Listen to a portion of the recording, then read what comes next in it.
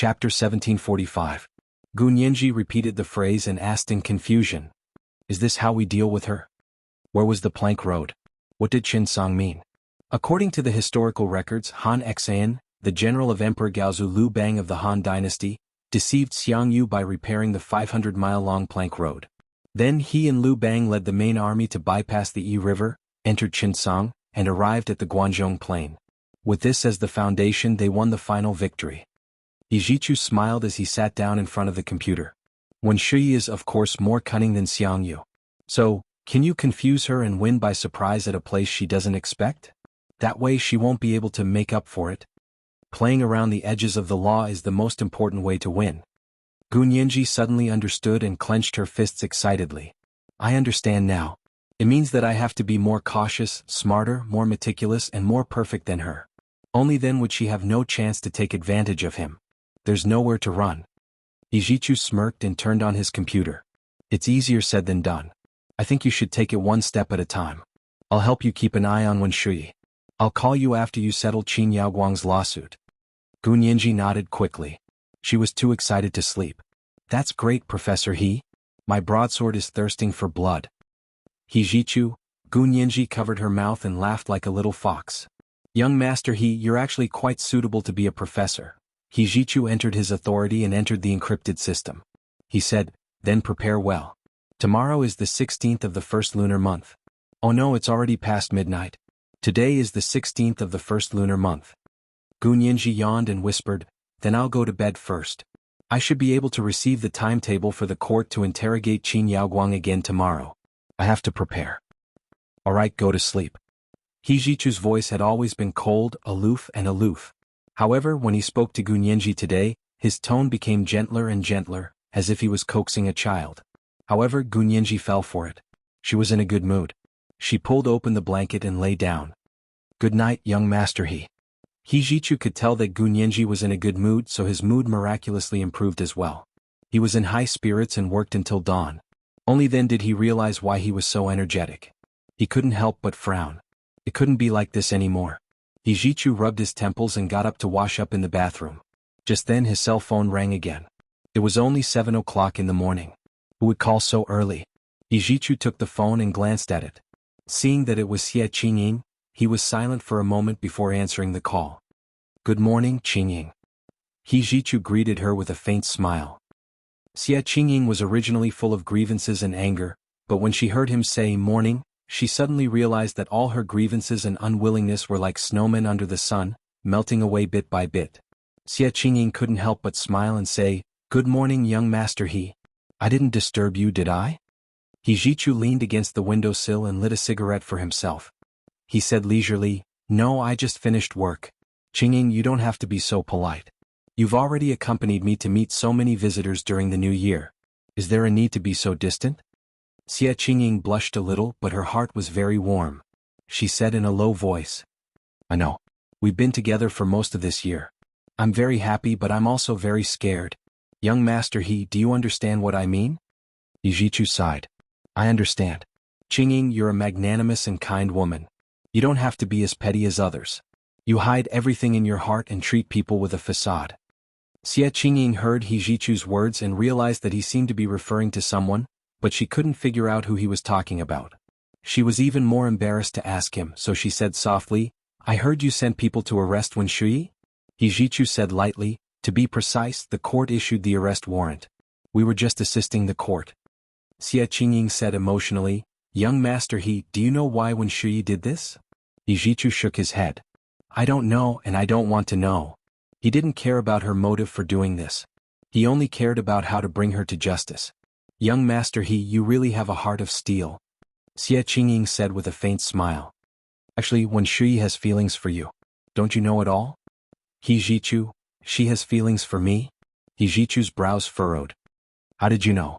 Did she tell you herself? Not really, but when I said it, she didn't object. Xie Qingying hooked her phone with her hand and sat on her bed. She asked nervously, Young Master He, I know that after Nianji left, Wen Shuyi took Nianji's place and stayed by your side. Tell me the truth, do you really not have feelings for Wen Shuyi? Xie Qingying knew that she should pretend not to know about this kind of thing and not remind He Zhichu that there was a woman who had a crush on him. The result of this was actually a thankless task. However, she was like a demon. She really wanted to know if Hijichu had any compassion for the women who had a crush on him. She also wanted to prove whether Hijichu's feelings for her were friendship and family or true love. Therefore, she chose to lay everything out in front of Hijichu and observe how he would choose. From there, she could judge how sincere his feelings for her were. Hijichu's face darkened. "Qingying, did I give you an illusion or did Wenshui give you an illusion? Why do you think I would have feelings for Wenshui? Really?" Xie Qingying was surprised and delighted. "Young master He, as long as you say it, I will always believe you. There was never such a thing." Hijichu's head hurt. "Wenshui didn't replace Nianji when she was at my house for the past few years. Nianji's position is irreplaceable. If someone says that again in the future, you can use this to return the favor." When Xie Qingying heard this, the smile on her face faded. Gu Nianji's position was irreplaceable? Her heart ached again. "Young master He, Nianji has always been number one in your heart, right?" Hijichu, only then did he understand what Xie Qingying meant. She actually cared about Gu Nianji, right? Hijichu's head hurt even more. He and Gu Nianji had never started at all, and Gu Nianji had no romantic feelings for him. Xie Qingying's question was even more ridiculous than when she asked about Wenshui. Hijichu's voice turned cold. "Qingying, I just said that I admire your magnanimous and kind personality, but why did you have to beat around the bush?" Xie Qingying was speechless. Because she cared about him too much, she had to be careful and meticulous. Because she wanted him to fall in love with her too much, she had to constantly test his bottom line. She didn't want to lose him, but she wanted him to fall in love with her even more. If there was no love, she thought, she would still give up on this relationship. She had her own pride and wouldn't be a spare tire in someone else's relationship, even if that person was her idol. "Young master He, it's my fault. I'm too worried about personal gains and losses," Xie Qingying said with difficulty. "But I'm a woman and I love you. That's why I'm so uncertain. When it comes to relationships, who is 100% sure of the other party's feelings?" Hijichu understood and rubbed his forehead. He said lightly, "Although Nianji is young, she never cares about these things and has never tested me." Xie Qingying couldn't take it anymore. She shouted at the phone, "That's because she doesn't love you." She hung up the phone in a panic and immediately turned it off. She threw it into the lowest drawer of the bedside table and hid it. She covered her face with the blanket and thought to herself that she was really done for. She actually said such things in front of Hijichu? Hijichu seemed to have been enlightened and understood Gu Nianji's attitude in front of him. Was that a sign of no love? Hijichu closed his eyes and gripped the mouse tightly in his hand. Finally, with a bang, he crushed the mouse. Gu Nianji had been too excited last night and was sleepy from walking, so she woke up late in the morning. Lu Jin checked the surveillance cameras several times to make sure that no one else was on their floor. He then ran to Gu Nianji's apartment door and knocked twice to greet her. He entered the password and opened the door. "Nianji? Why aren't you up yet?" Lu Jin knocked on her bedroom door. "There's a letter from the court."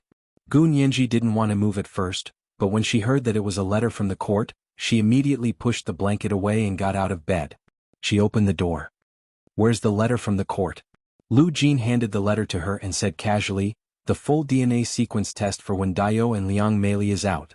When are you coming to my lab? I'll show you something interesting." This was the second update of the day, Chapter 1734, My Big Knife is Hungry. We'll continue with the third update today and we'll add more monthly votes for May. Remind everyone of your monthly votes and recommendation votes. Today is Monday and recommendation votes are especially important, 8 p.m. the third update. Moi all the big shots and little angels. Chapter 1746. Gu Nianji was overjoyed. She took the letter with one hand and said, "Today is such a good day. There's so much good news early in the morning." She opened the letter from the court. It was indeed the day of Qin Yaoguang's trial again. It was scheduled for Monday next week. There were only a few days left before the next trial. Gu Nianji put the court notice back into her file and turned to Lu Jin. "Dad, I'll go wash up. Why don't you sit down for a while?" "No, I'll bring you breakfast." Lu Jin smiled and said, "Boss Lu will go to work later. I have to urge him to make breakfast." Gu Nianji laughed. "Dad, you're always like this. Aren't you afraid that President Lu will be angry? Where there's oppression, there's resistance." Lu Jin scoffed. "It's just cooking. Nianji, don't think so much. Go wash up, go wash up." Gu Nianji entered the bathroom in a good mood. After washing up, she came out to change her clothes. Gu Nianji came to the dining room and saw that breakfast was already on the table. A plate of small and cute soup dumplings, a bowl of yellow millet porridge, a plate of sticky purple potato balls, and a bottle of warm milk. Gu Nianji's appetite was piqued. She sat down and ate everything like a tornado. Lu Jin sat opposite her and smiled until his eyes narrowed. You haven't eaten well these past few days, have you? Remember not to be so busy in the future. Gu Nianji cursed silently. Aren't you the same? There was no difference between day and night when it came to experiments. Even eating only required filling one's stomach. She didn't urge Lu Yuan to cook anymore. She wished she could just eat a piece of bread. Then you too. I haven't eaten well these past few days and you haven't eaten well either. Gu Nianji smiled and made a face at Lu Jin. After breakfast, Gu Nianji went to Lu Jin's laboratory in the opposite apartment. The big screen on the wall of the laboratory showed the results of Wen Daiyou and Liang Meili's DNA sequence test. Lu Jin pointed at her with a laser pointer. Nianji, look. This is the results of Liang Meili's DNA sequence test. This is the results of Wen Shuyi's DNA sequence test. Wen Shuyi's DNA sequence had been tested a few days ago, and Wen Daiyou's had just been tested.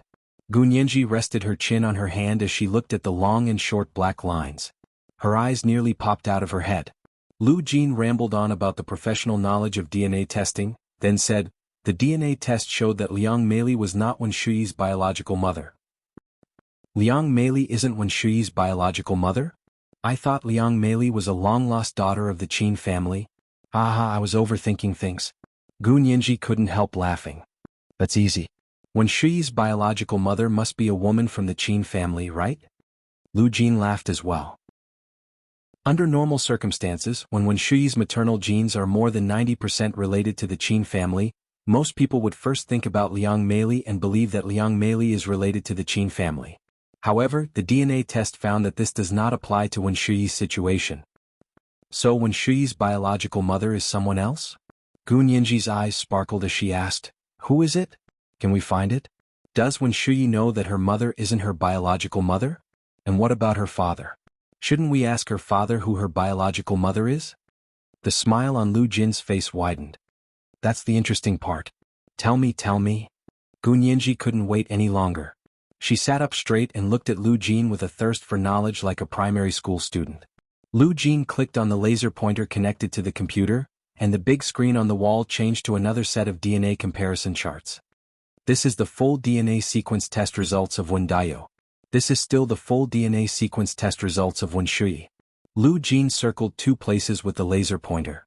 The DNA test shows that Wen Daiyou is Wen Shuyi's biological father. Gu Nianji was confused when she saw Lu Jin's smug expression. Isn't that normal? What's so interesting about this? Isn't Wen Daiyou Wen Shuyi's father? Lu Jin laughed uncontrollably and said loudly, that's not normal. He looked at Gu Nianji and enunciated each word clearly. Wen Daiyou and Liang Meili were infertile patients. Back then they couldn't have children, so they went to the Qin orphanage and adopted a newborn baby girl. That baby girl was Wen Shuyi. Holy **T. This news was too shocking. Gu Nianji almost jumped up from her seat. What? Wen Shuyi was adopted from an orphanage. I couldn't tell at all. I mean, Liang Meili was so good to her. Even her biological daughter couldn't compare to her. She even took the blame for her and went to prison. Diske, how could she face Liang Meili? Lu Jin was also filled with emotion. He said, back then I was the one who diagnosed them and personally tested their fertility. Wen Daiyou's sperm wasn't active enough to allow a woman to conceive naturally. Liang Meili's egg cells were born with defects and couldn't form a fertilized egg at all. She couldn't even do a test tube baby, so I suggested that they adopt a child to raise.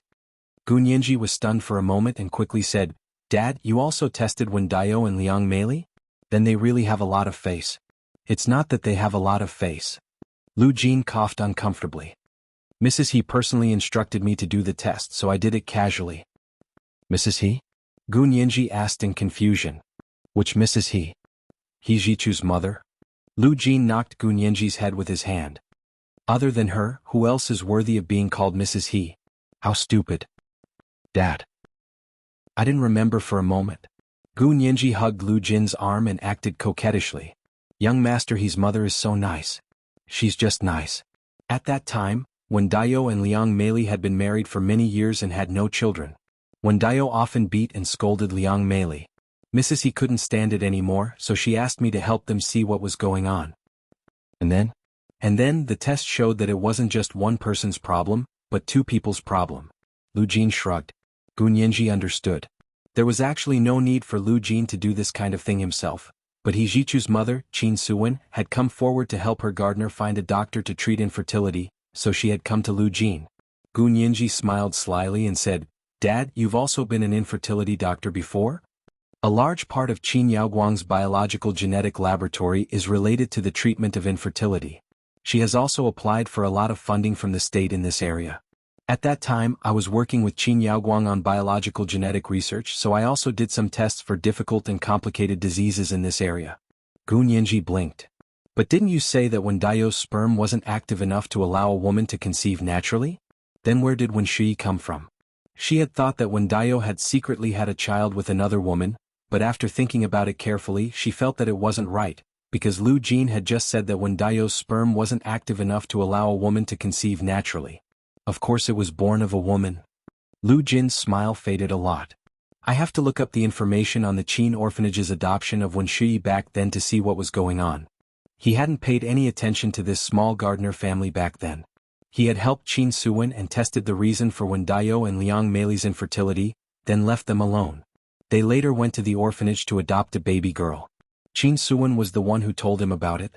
Gu Nianji frowned. But the Qin orphanage's base camp is in the south. Isn't it a little too late to investigate now? Let Boss Lu send someone to investigate. He has some capable people under him and they're the best at doing these sneaky things. Gu Nianji, can we find out something before the court session next Monday? The most important thing is not to alert the enemy. Gu Nianji walked around Lu Jin's laboratory, constantly thinking about this matter. I'll go talk to Boss Lu. Lu Jin quickly sent Lu Yuan a text message. Gu Nianji crossed her arms and turned to look at the DNA test results on the big screen. She suddenly asked, "Dad, you've tested their DNA sequences. Can you prove that they have Wuxia genes or Japanese genes?" She remembered that in the other world, the genetic sequencing of all humans had been completed. The genes of every human race and even the main ethnic groups of every country had been tested. Lu Jin nodded and said casually, "Yes, they have complete Wuxia genes. They don't have the unique Japanese gene fragments." Including Wen Shui? Including Wen Shui, Lu Jin said firmly. The corners of Gu Nianji's mouth twitched. She thought to herself that Wen Shui was a Wuxia through and through. This was today's third update, Chapter 1735, Good News.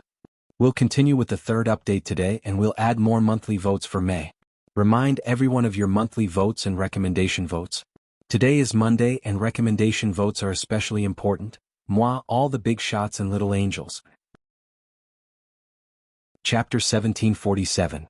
Gu Nianji's footsteps slowed down. She leaned her back against the wall of the laboratory and pondered silently. Ever since she had reunited with Hua Xiaoheng had told her about what he had found in the other world after she had disappeared. For example, he had found little Nianji's body and the graves and bones of He Jichu and He Qingjian. He had thought that he had solved a mystery, but he had not expected that there was an even bigger mystery waiting for him. Hua Xiaoheng had once said half-jokingly and half-rejoiced that if He Qingjian hadn't specifically warned him not to go to the other world, he wouldn't have been completely sure that Gu Nianji was here. It wasn't until He Qingjian had shocked them with the video of the counterpart could not exist in the same time and space, that Hua Xiaoheng was convinced that Gu Nianji had come from a parallel world. Gu Nianji was touched. She also thought about how Gu Yanran had taken her place after little Gu Nianji's death. It was so similar to Wen Shui's situation. She had never seen Wen Shui's counterpart in the other world, nor had she seen Gu Yanran's counterpart in the other world. Therefore, she subconsciously felt that there might be some unknown correspondence between the two of them. Gu Yanran was a Japanese disguised as a Huaxiao person, so what about Wen Shui? Could it be the same? Therefore, she specifically raised this question, wanting to confirm her guess from Lu Jin. The result was different from what she had expected. In that case, Wen Shui and Gu Yanran couldn't be compared. Gu Yanran could kill little Nianji and take over her identity and status. Wen Shui wasn't so lucky. Gu Nianji let out a long sigh and said to Lu Jin, "Wen Shui is a very proud person. She has always been unwilling to accept that she is just the daughter of a gardener, so she tried her best to climb up. Does she know that she is adopted?" "She doesn't know." Lu Jin shook his head. "Even He Jichu and He Qingjian don't know about this." He smiled slyly as if this was a secret between him and Qin Suwen. How could I not know? Gu Nianji asked in disbelief. Didn't you say that you specially examined them and confirmed that they were infertile? Don't their neighbors, colleagues, and friends know? Of course not. Lu Jin glared at Gu Nianji. I told you because you're my daughter. Would I tell anyone else about this? This was the patient's privacy. Privacy. But Mrs. He knows. Gu Nianji glanced at Lu Jin quietly. Mrs. He took the initiative to help them. What does it matter if she knows? Lu Jin waved his hand disapprovingly. She's better at keeping secrets than I am. Look, she didn't even tell her son and husband. Is infertility that embarrassing? Gu Nianji couldn't understand. Why can't I tell you? I don't feel ashamed. Lu Jin shook his head. But when Liang Meili found out about her situation, she wanted to die and almost jumped off a building to commit suicide. Later, Madam He gave them a year's leave and said that they could go for treatment. A year later they came back with a newborn baby girl. They said that they found a good doctor and she was finally cured. They even gave birth to a child. Lu Jin laughed and winked. Don't tell me no one suspected it at the time because that little baby girl really looked like Wendayo. Gu Nianji remembered a facial recognition system that she had once done. She had used that system to compare Wen Shuyi and Luo Piapiao's appearances and concluded that the probability of them being relatives was 87%. Also from her appearance, Wendayo was tall and strong with a narrow forehead, a flat nose, wide nose and large nostrils. Liang Meili's nose was tall and straight, and her nostrils were very small. Their daughter, Wen Shuyi, also had a flat nose, slightly wide nose and slightly tilted nose, but her overall shape was still very small. So overall she did look more like Wendayo. And through the comparison of the bridge of the nose, she felt that Wen Shuyi didn't look like Wendayo and Liang Meili's biological daughter. But at that time she didn't know that Wen Shuyi was adopted. So this secret is only known to you, Madam He, Wendayo, Liang Meili and... Gu Nianji paused. The Qin orphanage knows. Yes. And Qin Yaoguang knows too. Lu Jin said lightly, because Wendayo and Liang Meili came to her clinic for a diagnosis. Although I was the one who made the diagnosis, Qin Yaoguang was my lab partner at that time. Our medical records were interconnected. Gu Nianji chuckled. No wonder. But although I hate Qin Yaoguang, I still have to give her 2 thumbs up for this. She actually didn't tell me that Wen Shuyi was adopted. With Qin Yaoguang's image as an honest female scientist, the probability of her spouting nonsense was still very high. However, she had been tight-lipped all these years and had interacted with Wen Shuyi so much, but she hadn't revealed a single word. This was hard to say for Qin Yaoguang, but it was really rare and precious. Gu Nianji clicked her tongue and praised, it can be seen that she really loves Wen Shuyi. Lu Jin's heart skipped a beat. He glanced at her and asked tentatively, Nianji, you actually want a mother who loves you very much, right? How could I not? Gu Nianji giggled. But I won't force it. I have the best father in the world, so it's fine if I lack a bit of mother-daughter chemistry. You can only gain something if you lose something. Optimistic people thought about what they had obtained, so even if they saw dark clouds, they would pay attention to the golden rim embedded in the dark clouds. Pessimistic people thought about what they had lost, so even if they saw flowers in full bloom, they would think that the flowers were impermanent, and the moon was impermanent. Gu Nianji was a very optimistic girl. Lu Jin patted her head, and there was a hint of pity in his voice. Dad's sorry. Dad will definitely make it up to you. Make up for what? Can you make it up to a mommy? Gu Nianji tugged at Lu Jin's sleeve with a mischievous smile. Dad, you're actually still young. Can you find me another mommy? Find another one? Aren't you afraid of being abused by a stepmother? Lu Jin teased Gu Nianji and held her hand to sit on the postmodern ergonomic chair in the laboratory. Which stepmother can abuse me? Can they be more ruthless than Qin Yaoguang? Gu Nianji pointed at her nose and joked, a person who escaped from a venomous mother like Qin Yaoguang has nothing to fear. Lu Jin stared blankly at the delicate and lively Gu Nianji. He looked at Gu Nianji, who had turned an extremely painful experience into a few jokes. He felt both sad and gratified. He had done many wrong things in his life, but he did not regret giving birth to Gu Nianji, nor did he regret sending her away from here. Lu Jin felt his nose sting. He quickly lowered his head and turned on the massage switch on the chair for her. He nagged and changed the topic. You always sit in front of the computer with your head down. It's not good for your spine. In the future, move this chair to your apartment. I made it especially for you. It has a massage function to lose weight. Gu Nianji had wanted to say that she was still young and didn't need something as old-fashioned as a massage chair, but when she heard that it had a massage function to lose weight, she immediately lay down comfortably and enjoyed the service of the ergonomic chair. Dad, are you really not going to consider finding another one? Gu Nianji was actually very curious about why Lu Jin had given birth to her with Qin Yaoguang, but she was worried that this was something sad for Lu Jin, so no matter how curious she was, she wouldn't dig deeper. I'm already going to have a grandson. What's there to look for? Lu Jin glared and pretended to be angry as he reprimanded Gu Nianji. Gu Nianji wasn't afraid at all. She even blushed a little. She cupped her face and thought of her and Hua Xiaoheng's baby. Her heart was about to be drunk. For the next few days, Gu Nianji devoted herself to the intense preparations for court. Lu Yuan had indeed agreed to help Gu Nianji investigate the Qin orphanage in the south. He took it very seriously and decided to personally bring a few of his capable subordinates to Z City in the south. Before he left, he invited Hua Xiaoheng over to have dinner with Gu Nianji and Lu Jin. He said to Lu Jin and Gu Nianji, "I'm afraid it'll be a while before I can come back. I'm worried about the two of you living here alone, so I specially invited Mr. Peter to help me accompany you for a while. You all know Mr. Peter's identity. He admitted to us himself that he used to be a member of the KGB. With him around, I can go south with peace of mind." Lu Jin was unhappy and said with a sullen face, "I can protect Nianji. I have all kinds of weapons. If necessary, I can also create selective biochemical virus weapons that will only attack the target enemy." Lu Yuan frowned. "What's the use of knowing how to make weapons? Do you know how to cook?" Lu Jin died again. Gu Nianji held back her laughter. She was delighted and said seriously, "Then I'll have to trouble Mr. Peter. But you don't have to protect me. Just cook us 3 meals a day. 4 meals plus a midnight snack." Lu Jin looked at Hua Xiaoheng awkwardly and said, "This was the first update of the day, chapter 1736, you can only get what you lose. We'll continue with the third update today, and we'll also add more monthly votes for May. Remind everyone of your monthly votes and recommendation votes.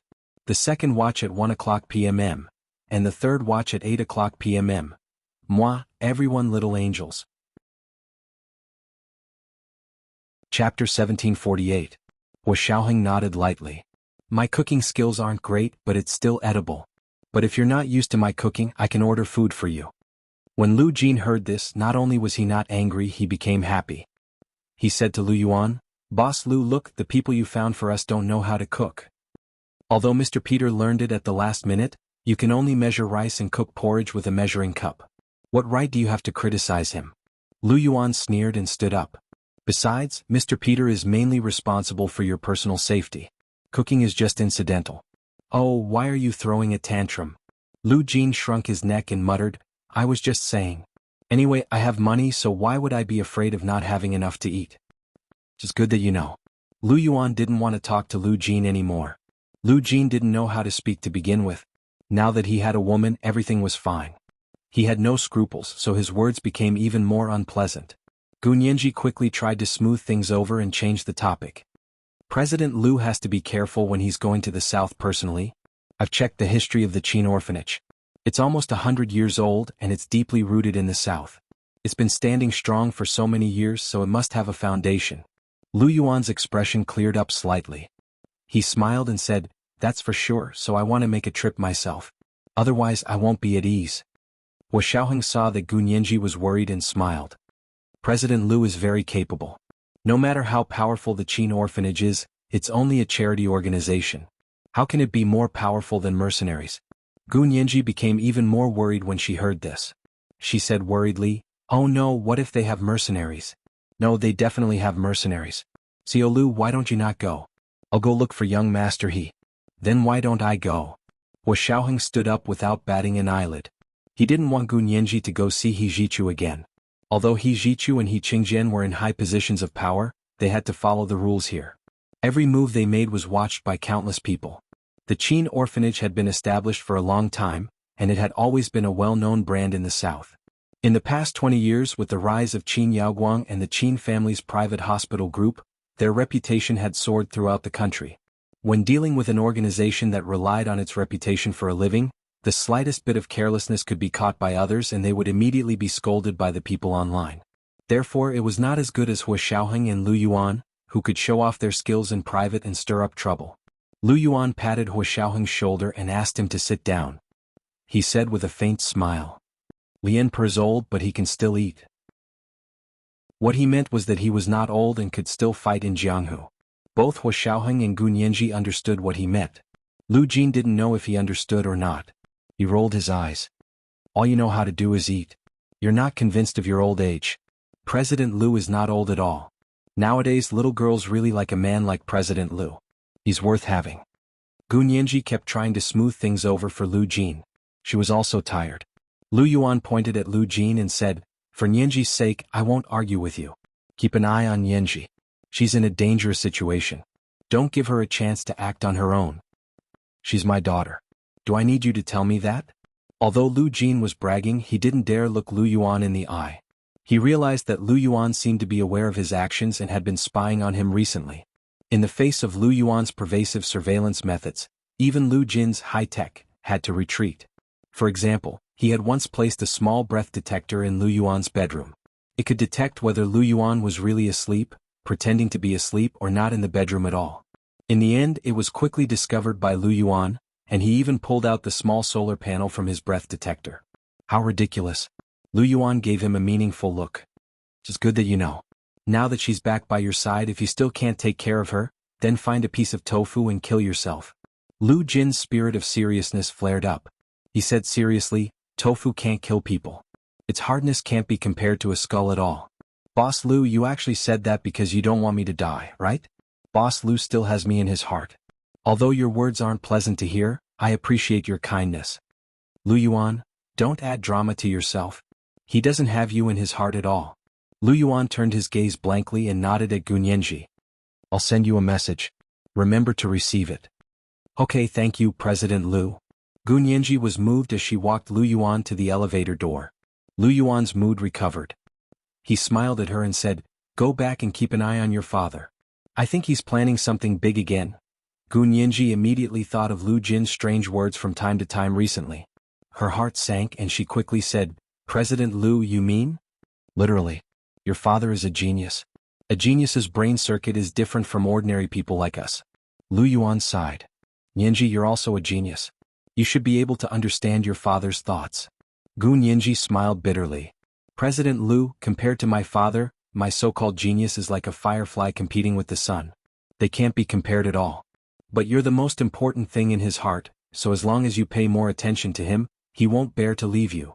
After Lu Yuan finished speaking, the elevator door slowly closed in front of him. After Lu Yuan left, Hua Xiaoheng stayed in Lu Yuan's apartment. Gu Nianji already knew that Lu Yuan was Hua Xiaoheng's uncle, Hua Guanyuan, so she didn't think it was inappropriate.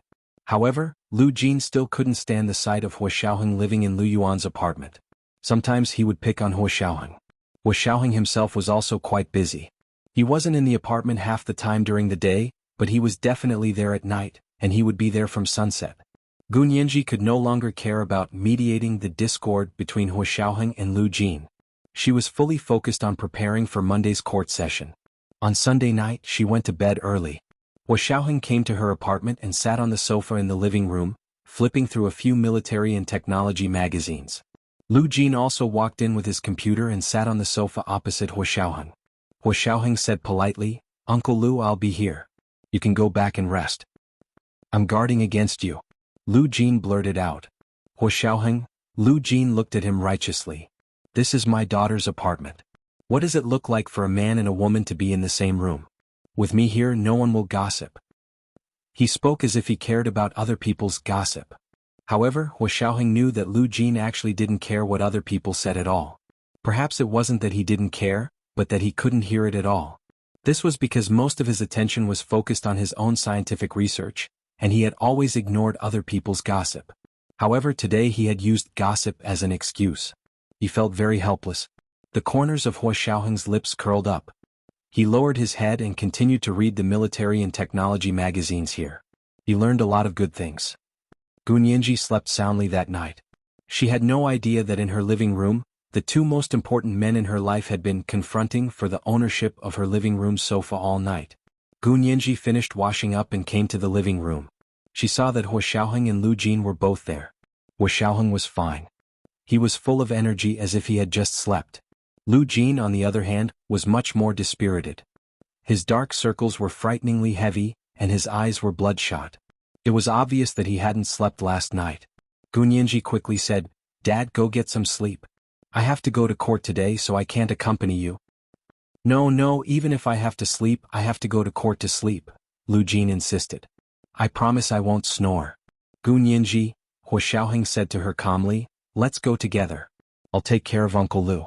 If Uncle Lu falls asleep, I promise he won't snore in court."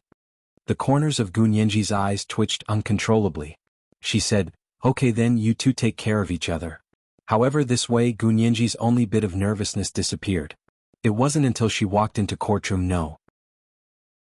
1 and saw He Jichu and He Qingjian sitting inside that she became nervous again.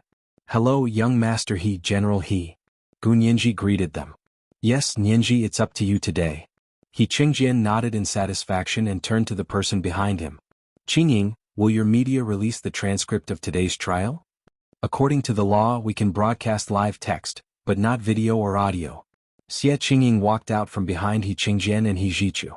She was tall and voluptuous, but standing next to He Jichu, she didn't stand out much. "Cousin Yanji, you can do it."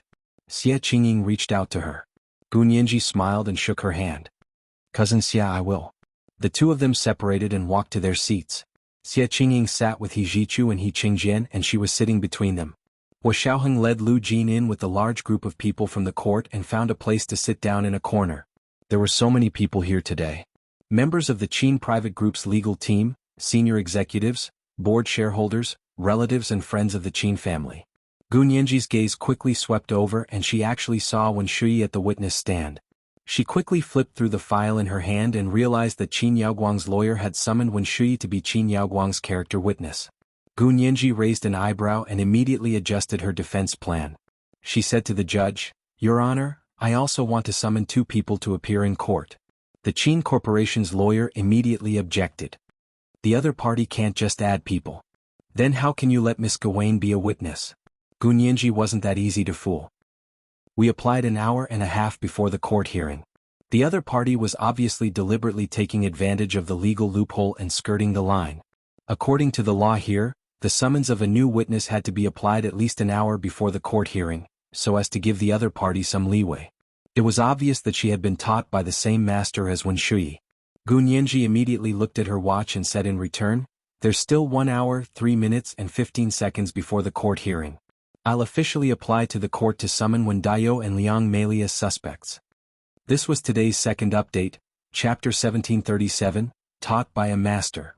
Today we'll continue with the third update, and we'll also add more monthly votes for May. Remind everyone of your monthly votes and recommendation votes. At 8 o'clock in the evening, the third update. Moi, all the big shots and little angels. Chapter 1749. The lawyers of the Qin Corporation's private hospital group were obviously stunned for a moment and looked at their watches in unison. Sure enough, there were still 3 minutes before the 1-hour limit was reached. Their expressions immediately turned ugly. Who would feel good when the plan they had come up with was taken advantage of by someone else? The chief lawyer standing at the front said unhappily, "Lawyer Gu, that's boring. Is it fun to take advantage of loopholes in the law?" Gunyanji chuckled. "Only the state officials are allowed to set fires, but the people are not allowed to light lamps. You make it sound like you're not taking advantage of loopholes in the law. Aren't you just trying to catch me off guard? I'm just learning and applying it now. Please bear with me." As Gunyanji spoke, she looked at the judge sitting at the bench and reiterated, "Your Honor, I would like to request that the suspects, Wen Daiyou and Liang Meili, appear in court." Wen Shui sat at the witness stand and was guarded by a few police officers. She looked at Gunyanji with a half-smile and thought to herself that she had run out of tricks. Were there no other witnesses to summon? She actually wanted to summon her parents. Could it be that her parents would testify against her? Of course, Gunyanji, who had never enjoyed her parents' love, could not understand the selfless love that parents had for their children. She became more confident. She raised her head and waited calmly. The judge at the bench discussed with the judges on both sides and agreed to Gunyanji's request. Soon the time was up. Neither side could add any more people within an hour. The defendant and the plaintiff sat back in their seats and began to prepare for the trial debate that would begin in a while. Qin Yaoguang was the defendant. Previously, her defense lawyer was Wen Shui. Now that when Shui could not even protect herself, her defense lawyer was a team of lawyers formed by the legal department of the Qin Corporation's private hospital group. Their chief lawyer was also surnamed Qin and was from a branch of the Qin family. 30 minutes later, the door to the courtroom opened again, and when Dao and Liang Meili were brought in, they were suspected of kidnapping Gu Nianji, who was still a minor 8 years ago. The two of them admitted to almost all the crimes.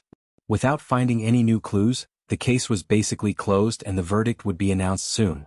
Qin Yaoguang's trial today was the last time she would appear in court for the kidnapping case. Of course, there was still the He family's case waiting for her. He Jichu had been attacked by an infrasonic weapon. He Qingjin would not let her off so easily. After being brought to court again, Wen Dao and Liang Meili were very dispirited and had aged a lot. But when she saw Wen Shui, Liang Meili pulled herself together. She really treated Wen Shui as her own daughter. She had doted on her for so many years and was afraid that she would suffer even the slightest grievance. She couldn't be defeated. She had to protect her daughter. When Dao cowered behind Liang Meili, he lowered his head and did not dare to look at the people in the courtroom. The prison guards who escorted Wen Dao and Liang Meili handed over their identification and court summons to verify their identities. The judge in the courtroom saw that the time was up and knocked the gavel hard. The trial of Gu Nianji's lawsuit against Qin Yaoguang's kidnapping case continues. Prosecution and defense, please prepare your testimony. Your Honor, we're ready. Qin Yaoguang's chief lawyer, Lawyer Qin, stood up gracefully. His figure was tall and his hair was combed until it was shiny. It was so slippery that it could even kill a fly. The three-piece suit looked very imposing on him. Gu Nianji stood up unhurriedly. Today she was wearing an old-fashioned LV custom-made black professional dress. She didn't wear a skirt but straight trousers. This style looked like a popular style from more than a decade ago. Although it fit her very well, it looked outdated and old-fashioned. Her long seaweed-like hair was coiled up behind her head. If it weren't for her pair of bright black grape-like eyes, she would have looked a little old. She also deliberately wore high heels. With a height of 1.7 meters and a pair of 7-centimeter high heels, she wasn't shorter than the chief lawyer opposite her at all. She stood slender and graceful in the courtroom like an ink lotus in an ink painting. There was a faint murderous aura in her beauty. He Qingjian, who was sitting in the gallery, looked at Gu Nianji's outfit and couldn't move his gaze at all. This outfit used to look so familiar. Wasn't this what Qin Suwen used to dress up in court? Black LV custom-made professional dress, long hair coiled up and crisp words and actions. It was as if they had been printed from the same mold. Especially from his angle, he could only see Gu Nianji's back. This back view had been engraved in his heart ever since he first mistook Qin Suwen for Qin Yaoguang decades ago. After so many years, he had never forgotten it for a single day, and it became more and more fresh as time went by. He Jichu looked at Gu Nianji's outfit and was slightly stunned. This was the outfit that his mother, Qin Suwen, had worn when she appeared in court. He had seen it since he was young. Where did Gu Nianji get it from? Of course, Gu Nianji had learned it from Qin Suwen's court videos that Lu Jin had given her. Her goal was very simple. She wanted to set up Qin Yaoguang, target Qin Yaoguang, anger Qin Yaoguang and provoke her. This was Gu Nianji's two-pronged preparation. If she couldn't tear open the defense line from Wen Dao and Liang Meili, then she could only start with He Qingjian and defeat Qin Yaoguang's defenses. This man was Qin Yaoguang's demon. All these years she had never stopped loving him. Then only Qin Suwen, who He Qingjian loved deeply, could make Qin Yaoguang go crazy. The trick was not old as long as it worked. Your Honor, I'm ready too. Gu Nianji bowed slightly, and her gaze slowly swept across the huge lineup of people in the dock. It could be seen that the Qin family had put in a lot of effort this time. They were determined to get Qin Yaoguang off the hook. The judge nodded. If there's no objection, the plaintiff's lawyer, please begin. He waited for 3 seconds before striking the gavel again. Gu Nianji walked out from behind the plaintiff's stand. Judging from the lineup on both sides, she was indeed alone. Compared to the 7 or 8 lawyers on the opposite side of the dock, she stood there alone. She had a sense of desolation and independence. Some people in the gallery couldn't help but sympathize with her. This was simply going against a rich and powerful corporate machine of a listed company on her own. It was like Don Quixote challenging a windmill. Her courage was commendable, but she was overestimating herself. Qin Yaoguang tried her best to suppress the hostility in her heart and didn't look at Gu Nianji. After so many years, the figure that had almost become her nightmare appeared in front of her again. How was that possible? How was that possible? She lowered her head and covered her rapidly beating heart with her hand. Even her eardrums were filled with the sound of her blood rushing wildly. Calm down, she had to calm down. She had to show the mental fortitude of a scientist and not be scared by that little b*tc. Qin Yaoguang half closed her eyes and recalled the scene of her experimenting on Gun Yanji before she could feel better. Just as she was trying to control her emotions, Gun Yanji's voice suddenly rang in her ear. Miss Qin Yaoguang, what's wrong? Your face is so pale and your heart is beating so fast. Is it because you have a guilty conscience? This was today's third update, Chapter 1738 Routine. We will continue with the third update today, and we will also add more monthly votes for May. Remind everyone of your monthly votes and recommendation votes. Moi, all the big shots and little angels. Chapter 1750. Qin Yaoguang suddenly opened her eyes and saw Gun Yanji's half-smile. She was so shocked that she almost jumped up from the dock. You, get lost. Qin Yaoguang dodged desperately as if she didn't know Gun Yanji. Gun Yanji raised an eyebrow and slowly straightened her body. She smiled and said, You want to pretend to be mentally ill? Miss Qin Yaoguang, don't you think it's too late to pretend now? Lawyer Qin, the chief lawyer next to Qin Yaoguang, kicked her lightly. Qin Yaoguang came back to her senses and realized that she had lost her composure. She clasped her hands under the dock and sat back down. She closed her eyes tightly, pursed her lips, and resumed her silent expression. Qin Yaoguang's chief lawyer breathed a sigh of relief and looked up at Gun Yanji. He said loudly, Objection. The plaintiff's lawyer used imaginary humiliation to threaten my client and put a lot of psychological pressure on my client. Gun Yanji smiled and turned to look at the judge and jurors in the courtroom to see what they had to say. The three of them chatted for a while in the courtroom and said to Gun Yanji, Plaintiff's lawyer, please watch your words. Don't stray too far from the point. They didn't say that she shouldn't say that about Qin Yaoguang, but they didn't encourage her to continue. This was like hitting each other 30 times. Gun Yanji nodded. Thank you, Your Honor, and the two jurors. After saying that, she turned to Qin Yaoguang and spoke faster. Miss Qin Yaoguang, may I ask why you instructed Wen Dao and Liang Meili to help you kidnap 12-year-old Gun Yanji 8 years ago? Gun Yanji is your biological daughter. Why did you leave her in the He family for 6 years and ignore her? 6 years later, why did you kidnap her and take her away from the He family?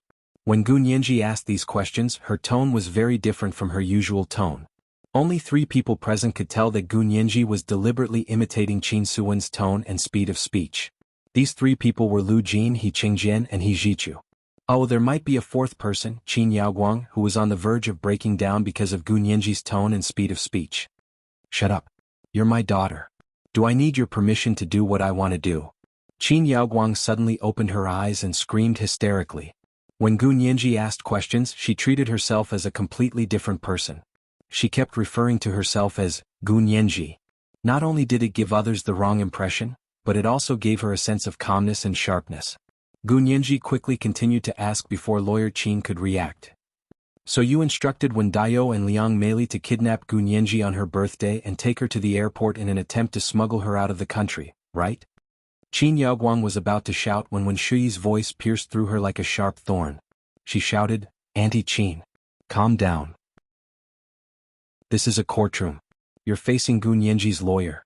The judge will definitely give us justice. Wen Shuyi's shout pulled Qin Yaoguang back from the edge of madness in time. Qin Yaoguang's eyes widened as she looked at Gun Yanji. Her eyes were almost bloodshot. The chief lawyer beside her, Lawyer Qin, came back to his senses from the shock and said to the judge again, My client is agitated. We would like to apply for a 10-minute adjournment. The judge looked at Qin Yaoguang, who looked like she was about to collapse, and called for the healthcare doctor prepared by the court to examine Qin Yaoguang. Qin Yaoguang's blood pressure and heartbeat were indeed abnormally fast, and cold sweat broke out on her back as if her emotions had been greatly affected. The healthcare doctor nodded to the judge. The defendant had better rest for 10 minutes to see how it goes. The judge banged his gavel. Adjournment for 10 minutes. As soon as the judge said adjournment, Qin Yaoguang was immediately taken out of the courtroom by the bailiff and went to the lounge next to her to get oxygen. Her chief lawyer followed her in and stayed by her side. Liang Meili looked at Wen Shuyi, who was sitting on the other side of the witness stand. The love in her eyes was about to overflow. Shuyi, you've lost weight. Before she could finish her sentence, she was taken away by the bailiff. When Wen Dao walked past Wen Shuyi, he stopped for a moment. He looked at Wen Shui and his eyes gradually became confused. Shui? What happened to your face? Nothing. I went to the south to get a facial, Wen Shui said calmly. Dad, you have to take care of Mom. I think she looks haggard. Okay. Wen Dayo nodded nonchalantly. You have to take care of yourself. He signaled with his eyes for Wen Shui to rest assured. Wen Shui breathed a sigh of relief and watched Wen Dayo and Liang Mei's backs disappear at the entrance of the courtroom. She couldn't move freely herself and the policewoman kept watching her. Gu Nianji didn't go out. She sat alone on the plaintiff's stand and took out a bottle of iced milk to take a sip. She was actually very excited and nervous and milk had a calming effect. She needed to drink some milk to calm herself down. Although it was just a few words, it was like a stormy sea to her. It could be said that Qin Yaoguang's reaction had completely exceeded her expectations. She knew that Qin Yaoguang must have had a knot in her heart about Qin Suwen, but she didn't expect it to be so big. Her reaction was too strong. Was there really no other inside story? He Chengjian sat in the gallery and looked at Gu Nianji's back without moving. He was immersed in his memories from a long time ago, and his expression was sweet and sad. He Jichu didn't look at Gu Nianji. He supported his head with one hand and sat in a seat by the aisle. He looked cold and distant. Xie Qingying's gaze never left He Jichu. No matter if she raised her head, lowered her head, or tilted her head, she couldn't look away from He Jichu. However, He Jichu didn't speak, and she also sat quietly at the side without speaking. She just quietly accompanied him. Lu Jin and Hua Xiaoheng sat in the corner of the gallery. They were blocked by the Qin family and tried their best to reduce their presence. Lu Jin whispered to Hua Xiaoheng. Nianji is also quite talented in acting. The role she played today was called Qin Suwen. Could be said that it was extremely lifelike. Although the form was not the same, the spirit was similar. In the lounge next to the courtroom, Lawyer Qin said anxiously to Qin Yaoguang, Dean Qin, you can't do this. If you're emotionally unstable, we can request a psychiatric evaluation and then adjourn for a period of time. In your current state, you won't be able to face the opposing lawyer's questioning. She can make you say the wrong thing at any moment and confess without being pressed. Lawyer Qin was also very worried about Qin Yaoguang's condition. Actually, Gu Nianji didn't seem to have asked any big questions, but why was Qin Yaoguang's reaction so big? Dean Qin. Cousin, do you have something to tell me? Lawyer Qin was alone with Qin Yaoguang. This was his right as a lawyer. He was now worried that Qin Yaoguang was hiding something from him, which would put him at a disadvantage in court. Qin Yaoguang sat beside him and inhaled oxygen. Plenty of oxygen entered her bloodstream and was carried to all the organs in her body, especially her brain. Qin Yaoguang's mood finally calmed down. Of course, she knew that the main reason wasn't the oxygen, but that she didn't have to see Gu Nianji's custom-made black LV professional dress that she hated the moment she saw it. Her rationality gradually returned, and her brain was able to think properly. Qin Yaoguang unplugged the oxygen inhalation device and said aloofly, Gu Nianji scared me just now. It's fine now. I won't be intimidated by her again. Really? Lawyer Qin looked at her suspiciously. But Lawyer Gu didn't do anything out of line? How was she pretending to be mysterious? He couldn't tell at all. You don't understand. Qin Yaoguang shook her head lightly. But she can only use the same strategy once. It won't be so effective if she uses it again. Qin Yaoguang sneered. Anyway, I'll just deny it all later.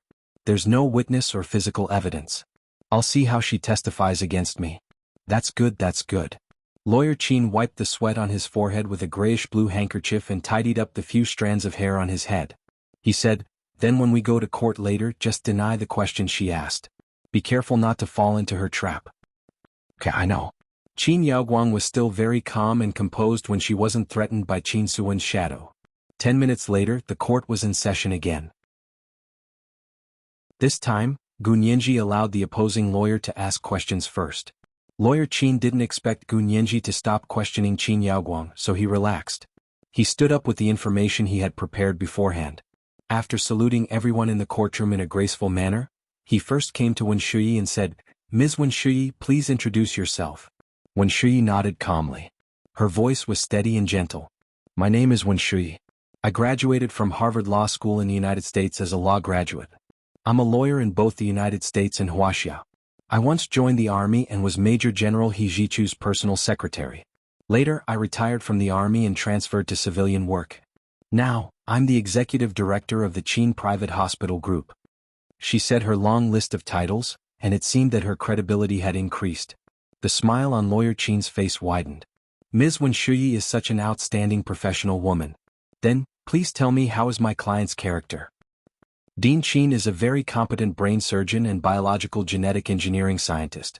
She has saved countless people and has many patents and inventions. The concept of gene editing she proposed 20 years ago almost rewrote the development of international genetic engineering. I don't believe that such a great scientist, a scientist who has made outstanding contributions to the evolution of all mankind, would do such a thing. When Shuyi spoke confidently, taking 10,000 steps back with her intelligence and status, if she really wanted to do it, she would have 10,000 ways to take Gu Nianji away without leaving a trace. She was Lawyer Gu when she was young. What's more, she directly asked the He family to take her daughter away. If you don't believe me, you can ask the two powerful figures of the He family who are listening here today and see if they will stop Dean Qin from taking her biological daughter away from their family. It was something that could have been done legally and openly. Why would Dean Qin give up on what's close at hand? It's completely illogical. In conclusion, whether it's Dean Qin's character, ability, or status, I don't think she would do what the plaintiff accused her of. When Shuyi was Qin Yaoguang's character witness, she used her profession and status to endorse Qin Yaoguang's character, which was quite convincing. The judge nodded frequently. Qin Yaoguang perked up and nodded at Wen Shuyi with a smile. Lawyer Qin came to Gu Nianji's stand again and asked gently, "Lawyer Gu, do you still remember what happened when you were 12 years old?" This question had to be said to be very sharp. If Gu Nianji said she remembered, she would be lying. If she said she didn't remember, she would be lying before. However, she had been prepared for this question from the moment Gu Nianji had accused Wen Daiyou and Liang Meili of kidnapping her. Therefore, she replied calmly, "It depends on what you're asking. I'm 20 years old this year. If you ask me who I met, what I wore, and what I ate on a certain day when I was 12 years old, that is, 8 years ago, I definitely don't remember." Without waiting for Lawyer Qin's reaction, Gu Nianji quickly said, "If I ask Lawyer Qin what kind of file you read on a certain day 8 years ago, can you remember?"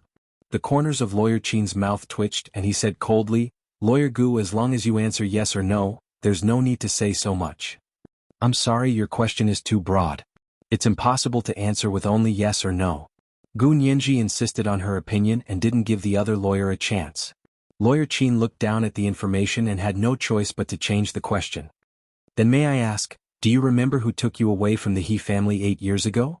"I remember," Gu Nianji said lightly. "It was the He family's gardener, Wen Daiyou and Liang Meili." "How do you remember that?" Lawyer Qin asked sarcastically. "Because this matter was very serious, so serious that it left a huge shadow on my youth. Lawyer Qin, believe me, if you were kidnapped when you were 12 years old, you would also remember the person who kidnapped you." Lawyer Qin. He was speechless, so he continued, "Are they in court?" "Yes." "Then why did you bring them to court as witnesses?" "Because they were only the executors of the kidnapping plan. Someone else was in charge of the kidnapping plan." Gu Nianji glanced at Qin Yaoguang. Everyone could tell that she meant that Qin Yaoguang had instructed it. But they denied that my client had instructed the kidnapping plan. Lawyer Qin used his hand to push up the gold-rimmed glasses on the bridge of his nose. "Lawyer Gu, are you trying to frame them, force them to confess, or are you trying to mislead everyone?" Gu Nianji stood up with a smile and said, "May I ask if you're done?" Lawyer Qin was stunned. "You haven't answered my question yet."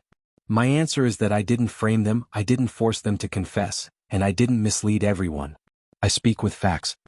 Gu Nianji stood up with a copy of the DNA test data and said to the judge in the courtroom, "Your Honor, may I interrogate Wen Daiyou and Liang Meili now?" This was the first update of the day, 4,000 words, Chapter 1739, not similar in appearance but similar in spirit. There were 2 updates today. A reminder of everyone's monthly votes and recommendation votes. At 8 o'clock in the evening, the second update. P.S. I wish the little angels who are taking the college entrance examination tomorrow a good exam and don't think about reading. Moi, all the big shots and little angels. Chapter 1751. Lawyer Qin glanced at Wen Shuyi discreetly. Wen Shuyi lowered her eyes and gently rubbed the space between her eyebrows with her hand. Her slender fingers inadvertently made a few signs. Lawyer Qin understood what she meant and said to Gu Nianji with a sullen face, "Lawyer Gu, don't say I didn't remind you. Wen Daiyou and Liang Meili are the parents of my client's character witnesses. They are just ordinary gardeners and gardeners. They are honest people and can't stand your intimidation. Gu Nianji walked over and said airily, 8 years ago, someone who could use violence to kidnap a 12-year-old girl isn't very honest. Lawyer Qin's face turned red at Gu Nianji's words. He couldn't help saying, they haven't been sentenced yet and you're already convicting them? I'm not convicting them. I'm just stating the facts. Gu Nianji didn't even look back. She had already stood in front of Wen Dao and Liang Meili. Mr. Wen Dao, Ms. Liang Meili, please look up and tell me, is your daughter in this courtroom? Gu Nianji turned around and looked at Wen Shuyi. Liang Meili looked at Gu Nianji in confusion and said, of course she's here. My daughter, Shuyi, graduated from Harvard Law School. She's no worse than you. In her heart, her daughter would be considered a winner in life if she could compare to Gu Nianji. When Shuyi's face turned red, she bit her lower lip with her snow-white teeth, wishing she could shut Liang Meili up. Wen Dao noticed her expression and quickly stepped on Liang Meili's foot under the table. Liang Meili glared at Wen Dao in pain, but didn't say anything else. Gu Nianji tilted her head with a smile and suddenly said, Ms. Liang Meili, you're very proud of your daughter, aren't you? Liang Meili had no choice but to answer this question. Wen Shuyi was the pride of her life. She puffed out her chest and said without hesitation, yes, she's my pride. Wen Shuyi looked at her mother and suddenly felt a little touched. Although she was vulgar, she had given birth to her, raised her, and was willing to go to jail for her future. This kind of maternal love was indeed great. Wen Shuyi smiled at Liang Meili. Liang Meili was encouraged and became even happier. I only have this daughter. I never regret giving birth to her. Oh? Did you give birth to her? Is he your biological son? Gu Nianji seized on this topic and finally steered the conversation in the direction she wanted. All these years, Liang Meili had been trying to convince herself that Wen Shuyi was her biological daughter. That was what she thought, and so did her colleagues, friends, and relatives. Therefore, she subconsciously took it as a fact, so she quickly nodded and said, of course he's my biological son. She is my only daughter. If I don't love her, who should I love? May I ask which hospital you gave birth to Wen Shuyi in? Gu Nianji asked again. Lawyer Qin didn't understand why Gu Nianji was talking about the hospital where Wen Shuyi was born. He quickly raised his hand to object. Objection. The plaintiff's lawyer has already deviated from the case and is wasting everyone's time. The judge looked at Gu Nianji. Plaintiff's lawyer, please get to the point. Gu Nianji quickly said, Your Honor, I will prove that everything I ask is closely related to this case. Then let's continue. The judge banged his gavel and looked at Gu Nianji intently as she continued to cross-examine Liang Meili. Wen Dao coughed uncomfortably. Liang Meili suddenly seemed to have thought of something and fell silent. Gu Nianji was still asking, Ms. Liang Meili, please answer. Which hospital was Wen Shuyi born in? Liang Meili mumbled for a while and stammered, I can't remember. You can't even remember where you gave birth? Gu Nianji looked surprised. May I ask, Ms. Liang Meili, how many children did you have? Why can't you even remember where you gave birth? Liang Meili had just claimed that she only had one daughter, Wen Shuyi. Why did she suddenly change her mind? Liang Meili's face was so red that it looked like it was covered with a red cloth. She was extremely embarrassed. Wen Shuyi spoke up to help her. My mother didn't study much. It's been so many years. It's possible that she doesn't remember it clearly. Okay. Gu Nianji didn't continue asking as if she had already given up on the topic. Just as Liang Meili and Wen Dao were starting to relax, Gu Nianji took out another file and clicked her tongue. It's a pity that you don't remember the hospital where the child was born. What's a pity? Liang Meili didn't understand what Gu Nianji was talking about at all. I just don't remember which hospital I gave birth to her in, but I remember that she's my daughter. But? Gu Nianji placed the file in front of Liang Meili and Wen Dao. She frowned slightly and sighed. This examination report shows that your blood type is type O, and Wen Shuyi's blood type is type AB. According to genetics, type O blood can't give birth to type AB children. What's going on? Was it a mix-up at the hospital? She added, Look, you didn't say which hospital you gave birth in just now. Otherwise, you could have caused trouble with that hospital. As soon as Gu Nianji said this, the courtroom suddenly fell silent. Liang Meili was anxious. She quickly waved her hand and said, No. I didn't get the wrong child. Shuyi is really my daughter. She's my biological daughter. When Dao saw that something was wrong and was worried that Gu Nianji would dig deeper, he quickly said, Lawyer Gu, my wife's brain isn't clear. Actually, Shuyi was adopted from the orphanage. Therefore, there was a reasonable explanation that her blood type wasn't something that Liang Meili could have given birth to. Gu Nianji's eyes widened into small full moons. So Wen Shuyi isn't your biological daughter? She's adopted. Why? Why did you adopt a daughter? We couldn't have a child, so we adopted one. What's there to ask? Wen Dao said impatiently. Liang Meili kept looking in Wen Shuyi's direction, worried that she wouldn't be able to take the blow. Wen Shuyi had never known that she was adopted since she was a child. Wen Shuyi was dumbfounded. She sat on the other side of the witness stand in a daze. Her eyes were dull as if she had been struck by lightning. She, who wasn't Liang Meili and Wen Dao's biological daughter. Then who were her parents? When she heard that Liang Meili might not be her biological mother, Wen Shuyi's first reaction was that she had been mistaken. And when Wen Dao proved that she had been adopted from the orphanage, Wen Shuyi suffered a second round of blow. In an instant she became an orphan with no parents, just like Gu Nianji. Oh no, she was even worse off than Gu Nianji. Gu Nianji at least had a biological mother in front of her. Although mother and daughter were like fire and water, they were still mother and daughter. And what about her? Even parents like Wen Dao and Liang Meili, who couldn't be seen in public, were going to be lost? Wen Shuyi fell into an unprecedented panic. Liang Meili glared at Gu Nianji like a tigress whose cub had been hurt. She said fiercely, "What does it have to do with you whether my daughter is biological or adopted? You ungrateful little b*tc. You sent your biological mother to prison. You're disloyal and unfilial. You'll die a horrible death."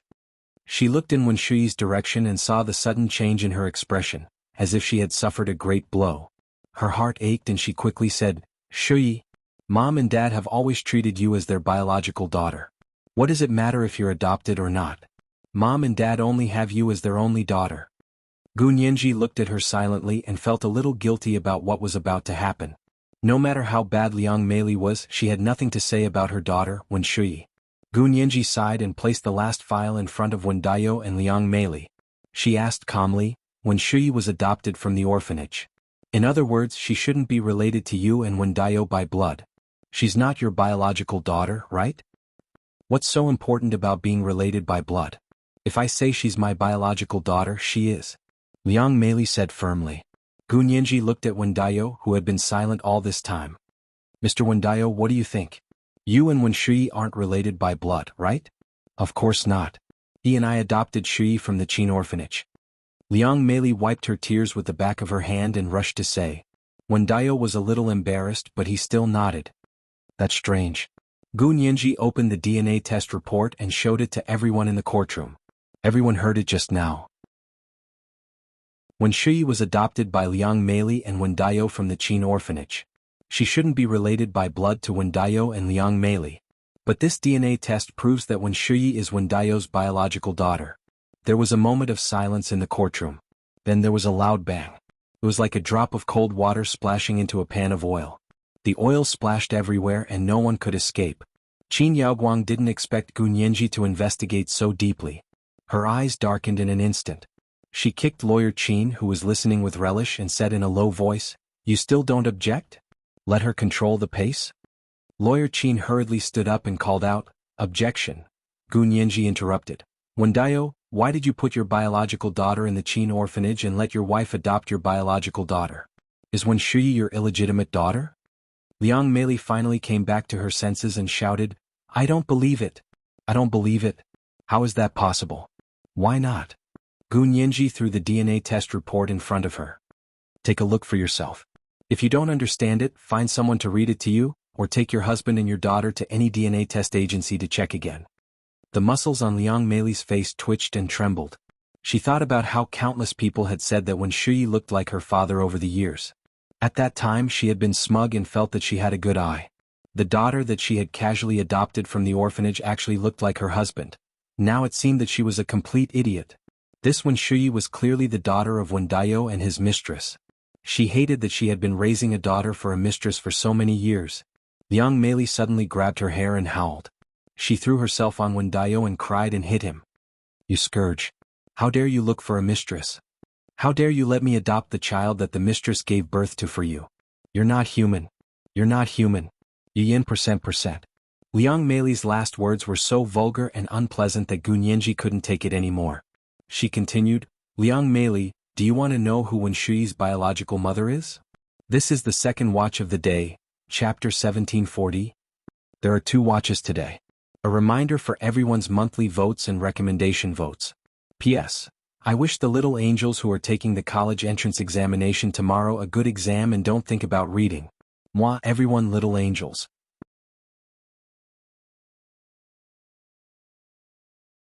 Chapter 1752. Liang Meili's eyes were about to pop out of their sockets. She said repeatedly, "Who is it? Hurry up and tell me, who is it?" Liang Meili was so aggressive that she could kill anyone who stood in her way.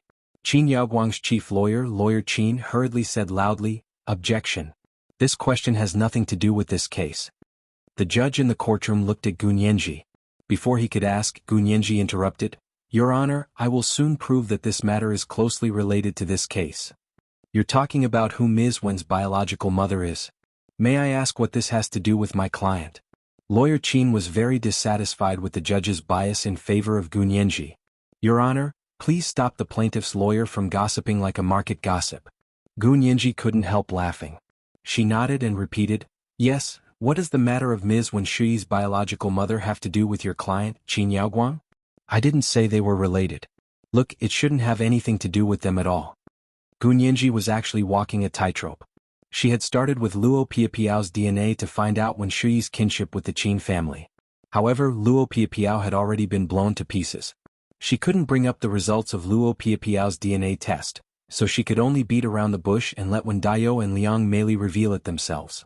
Liang Meili didn't know who Wen Shui's biological mother was, but Wen Dayou definitely knew. Gun Yanji's gaze stopped on Wen Dayou's uneasy face and she said to Liang Meili, "Why are you asking me, Ms. Liang Meili? Shouldn't you ask your husband? He must know who your daughter's biological mother is." Liang Meili's anger instantly turned to Wen Dayou. She screamed and pounced on Wen Dayou again and again, slapping his head and back repeatedly. Wen Dayou covered his head and dodged in a sorry state. It wasn't easy for him to be protected by the bailiff. Liang Meili was also restrained by the 2 female bailiffs. She was short and stout. She had lost a lot of weight during her imprisonment, but she had also aged a lot. She had originally worn a neatly made brocade coat and black velvet trousers in court today, but now they were a mess. Liang Meili was being held by the 2 female bailiffs. She was still hysterically scolding Wen Dayou. "How dare you cheat on me? I'll fight you to the death." The judge frowned and banged his gavel. "Silence. There is no noise in the court. Take Ms. Liang Meili out to calm down." The 2 female bailiffs took the staggering Liang Meili out. Gun Yanji looked at the timid Wen Dayou and walked over. She stared into his eyes and asked, "Mr. Wen Dayou, can you explain why your illegitimate daughter appeared in the Qin orphanage? Did you know she was your biological daughter when you adopted her?" Wen Dayou hugged his head and squatted in the corner of the witness stand in the courtroom against the wall. He ignored Gun Yanji's question. Gun Yanji waited patiently by the side for a while. Seeing Wen Dayou's fearless expression, her face turned cold and she said, "Do you think everyone doesn't know just because you didn't say it? Let me tell you, there are a lot of people who know. The adoption records of the Qin family's orphanage, Wen Shui's birth certificate, and the census system of the entire imperium. As long as I input her DNA data, see if I can find the DNA of her immediate family that matches." It was actually impossible to find Wen Shui's immediate family with this method. That was because the government census system did not have a complete DNA database. At present, the only DNA database in the government system was the criminal DNA database created by the police system.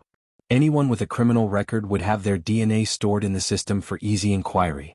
If these people committed a second crime, they would be immediately discovered. Wen Shui's biological mother, judging from Luo Piapiao's relationship, was definitely a woman from the Qin family. However, if this person did not have a criminal record, it was impossible for her DNA to be stored in the police system.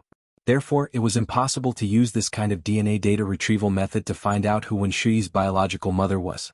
To put it bluntly, Gun Yanji was just using this kind of high-sounding gimmick to scare Wen Dayou. Wen Dayou was indeed frightened. He loosened his grip on his head and slowly turned his head to look at Gun Yanji.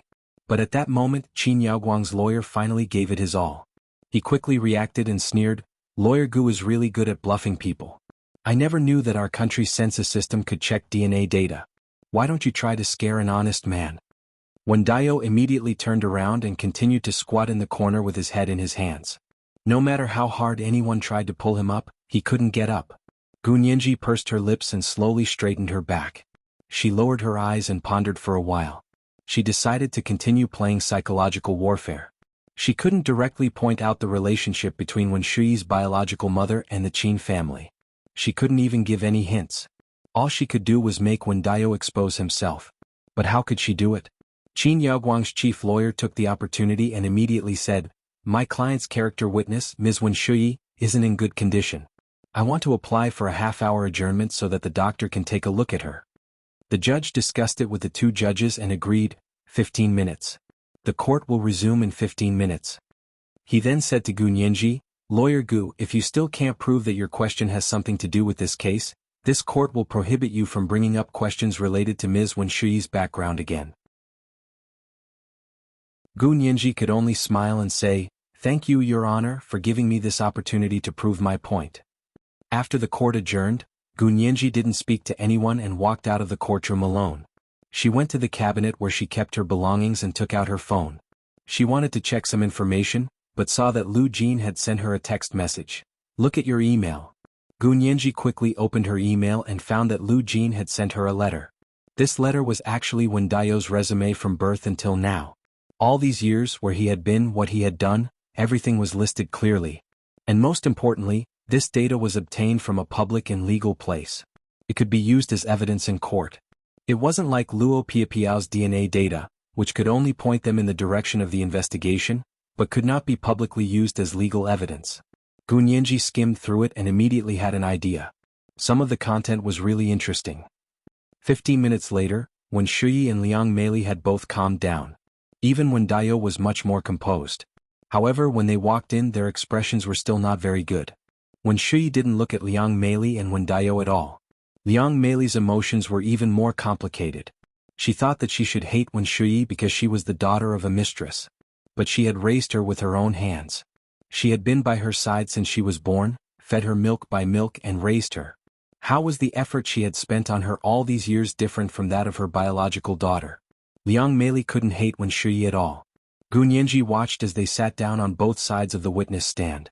Originally, the witnesses were supposed to appear in court one by one, but Gu Nianji needed them to appear in court together, so she had specially applied to the court. As far as the court was concerned, there was no fixed rule for how witnesses should appear in court.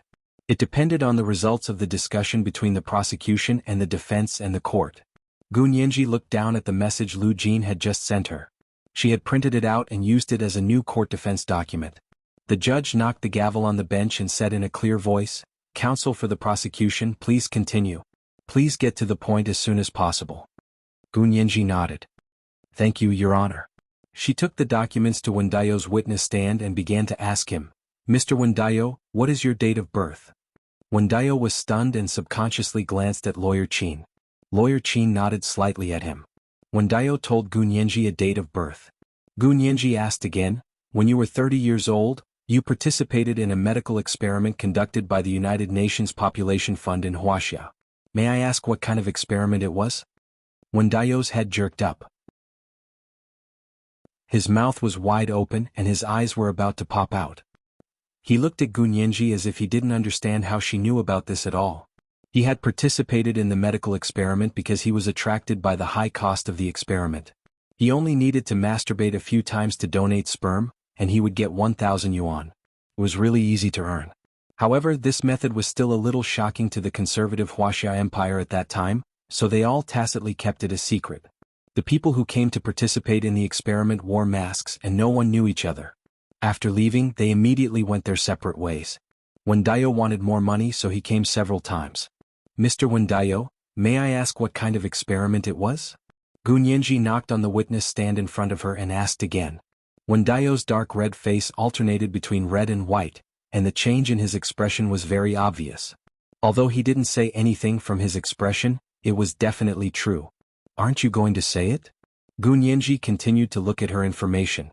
"I have a piece of information published by the United Nations Population Fund here. It describes the purpose and results of the experiment.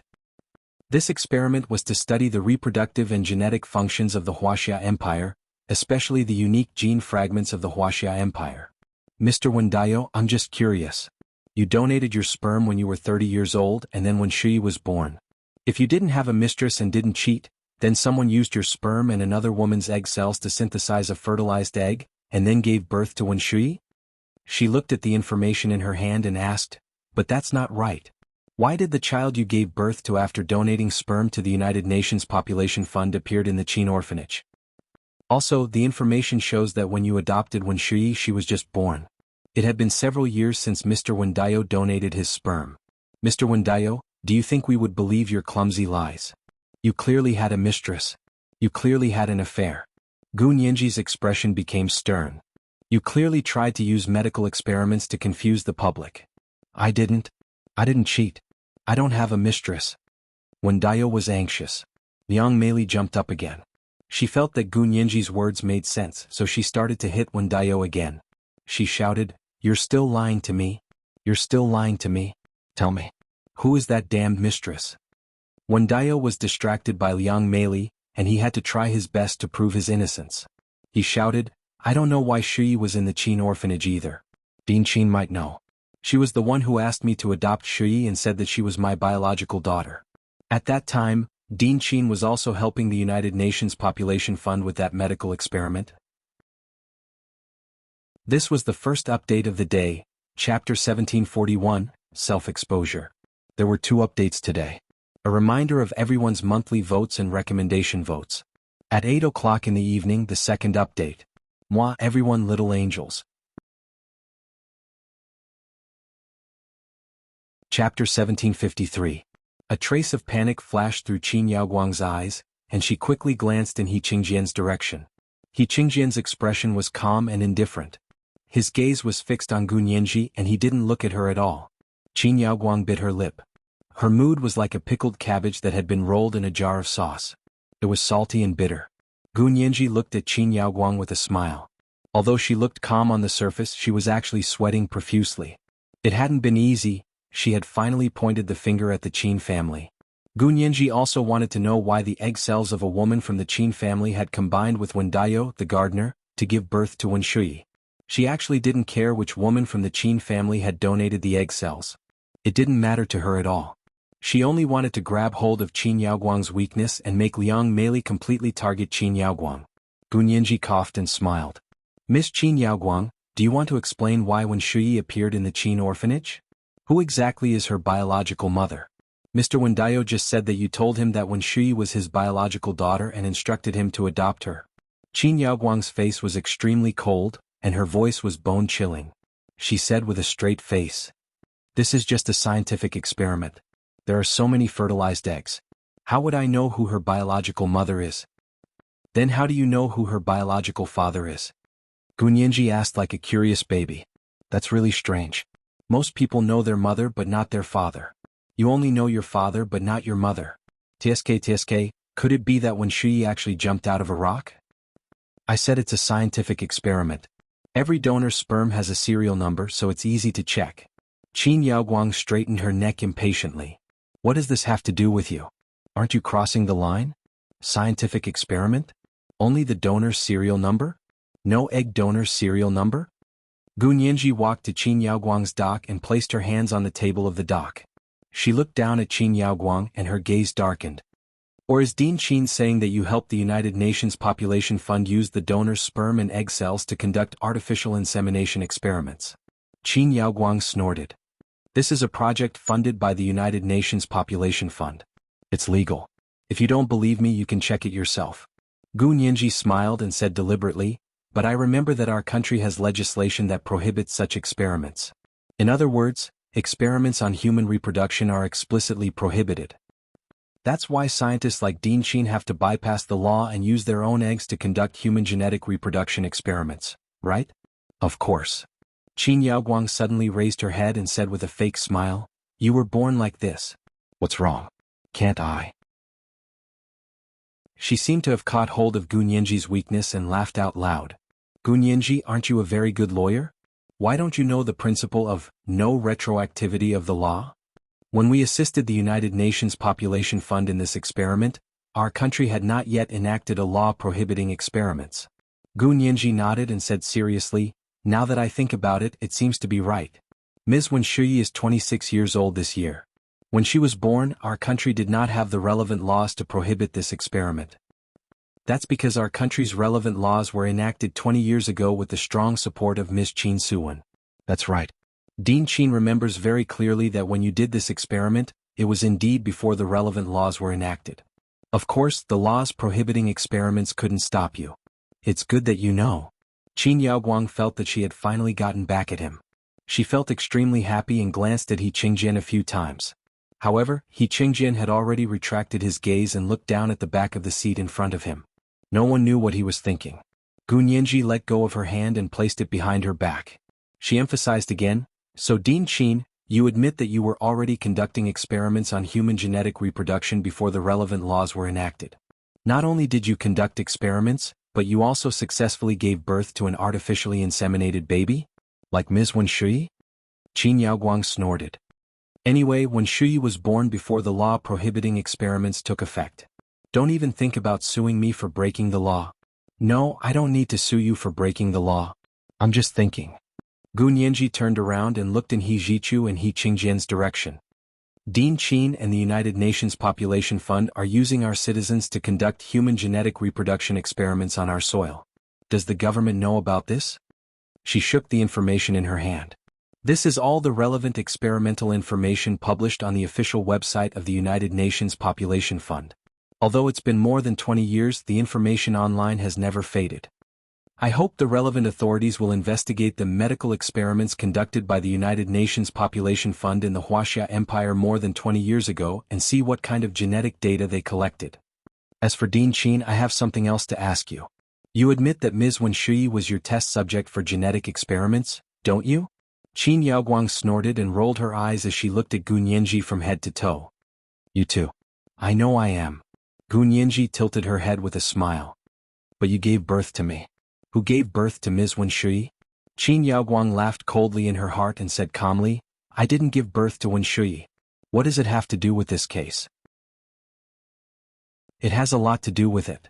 Gu Nianji smiled faintly. If Dean Qin doesn't tell me, then I'll have to investigate it myself. Gu Nianji raised her voice and turned to the judge in the courtroom. Your Honor, I request for a search warrant. Objection.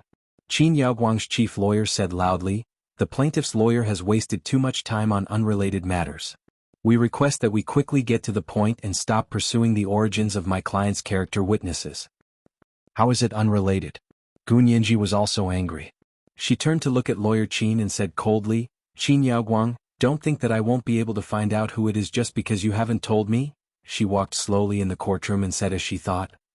Actually, it's not difficult to find this woman. First of all, if Wenshui was really a test tube baby through artificial insemination, then we can definitely find out the woman who donated the egg cells. This woman is Wenshui's biological mother. At that time, there was a list of sperm donors, and there was also a list of egg cells donated. We just need to get the list and compare the DNA data of these people with the United Nations Population Fund. Qin Yaoguang chuckled and said arrogantly, go and check it out. If you have the ability, go ahead and check it out. I'll check it out. Gu Nianji didn't back down. But before I check the data, I still need to check the DNA of all the medical staff who participated in the experiment. Qin Yaoguang's expression changed and she suddenly stood up. Ridiculous. Why do you want to check the DNA of the medical staff? As a lawyer, how dare you seriously invade personal privacy? Qin Yaoguang, when you cooperated with international organizations and sold the genetic data of our citizens, why didn't you think of invading personal privacy? Gu Nianji retorted. Qin Yaoguang waved her hand and said angrily, how can this be the same? They all signed the consent form. We didn't sign the consent form when you investigated our medical staff. Isn't this an invasion of personal privacy? Okay then. Gu Nianji was waiting for her to say this. That's easier. Hand over the list of people who signed the consent form and I'll check them one by one. Let's see who Wenshui's biological mother is. If I can't find Wenshui's biological mother on your list, either you're lying or Wendayo is lying. Gu Nianji glanced at the flustered Wendayo and saw that he was cowering and lowering his head. He didn't dare to look at her at all. Qin Yaoguang was as cold as ice. She looked at Gu Nianji as if knives were about to fly out of her eyes. Gu Nianji continued to reason, actually there's another problem. Qin Yaoguang knows that Wenshui is Wendayo's biological daughter. This also indirectly means that Qin Yaoguang should be very familiar with Wen Shuyi's biological mother. Otherwise, with so many fertilized eggs, how could she only remember Wen Shuyi's biological father? Gu Nianji insisted that Qin Yaoguang knew who Wen Shuyi's biological parents were. Liang Meili, who had been dumbstruck just now, was inspired and came up with an idea. She shouted desperately, "Dean Qin, tell me who Shuyi's biological mother is, or I'll tell you the truth about Gu Nianji's kidnapping 8 years ago." This is the second watch of the day, chapter 1742, Dew Falls. Remind everyone of your monthly votes and recommendation votes. Moi all the big shots and little angels. Chapter 1754. Liang Meili's quick-witted shout simply shocked everyone present. Gu Nianji finally breathed a sigh of relief. There was a fine layer of sweat on her back, and her forehead was also wet with sweat. Where the tip of her nose was facing the light, she could see tiny sparkling diamonds of water. It was also sweat. However, the spearhead was still pointed at the Qin family and even at Qin Yaoguang. Gu Nianji wanted to throw her head back and laugh out loud. Unfortunately, she couldn't. She only felt exhausted. Liang Meili really wasn't smart, and her IQ was even lower than that of an ordinary person. That was why she had spent so much effort and repeated it over and over again. She was just short of pointing at her nose and asking her to speak, and risking being dissed by the judge. Liang Meili finally thought of this excuse. Gu Nianji raised her head and looked in Qin Yaoguang's direction. Qin Yaoguang felt terrible. She sat in the dock, and her expression seemed to be covered with a layer of rubber.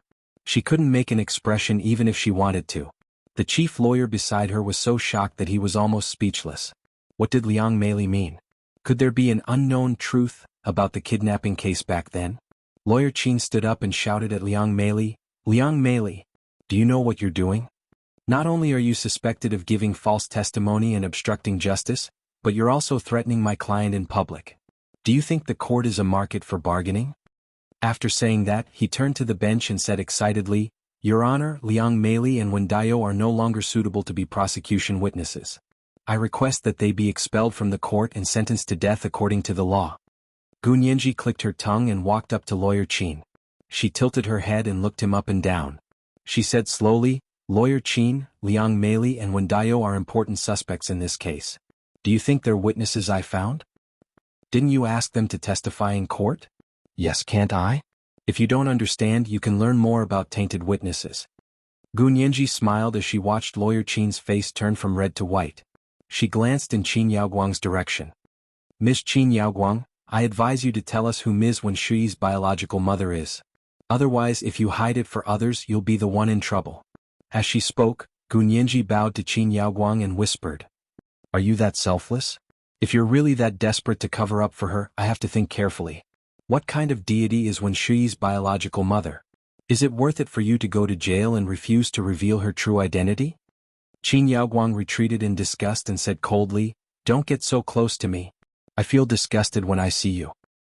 You're disgusting, yet you still gave birth to me. It's obvious that you're disgusting her mother." Gu Nianji shrugged. This level of words had no effect on her. At this moment, she felt that it was great that she had no memory of her life before she was 12 years old. Without the memories of that time, it meant that there was no burden on the past. If she could still remember, she might also have longed for and relied on maternal love, right? With Qin Yaoguang's attitude, she would definitely be hurt a lot. It might even become her greatest weakness after she became an adult. Freud said that a person's character, conduct, and behavioral characteristics after adulthood are formed from childhood. When you are still ignorant, your behavior patterns and life experiences are pretty much fixed in one direction. Gu Nianji had always felt that this statement was particularly irresponsible.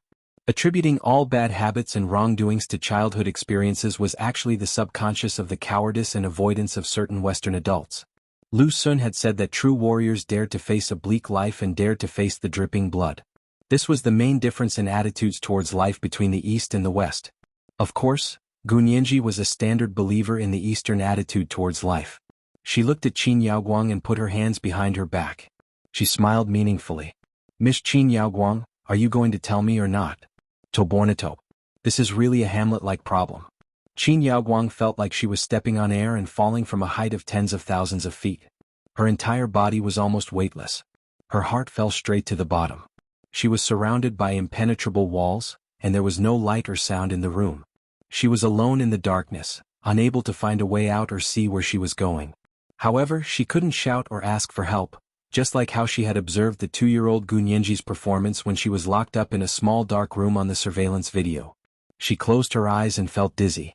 Her face lost all color, and she vaguely recalled that Gunyenji was only 2 years old back then, yet she was able to walk out of such a secret room confinement. She was even able to smile at her, raise her hand and call her mom, and let her hug her. What had she done? She slapped her to the ground, then used the equipment to test her brain waves, electrocardiogram, pulse data, blood pressure, and the healing of the wounds.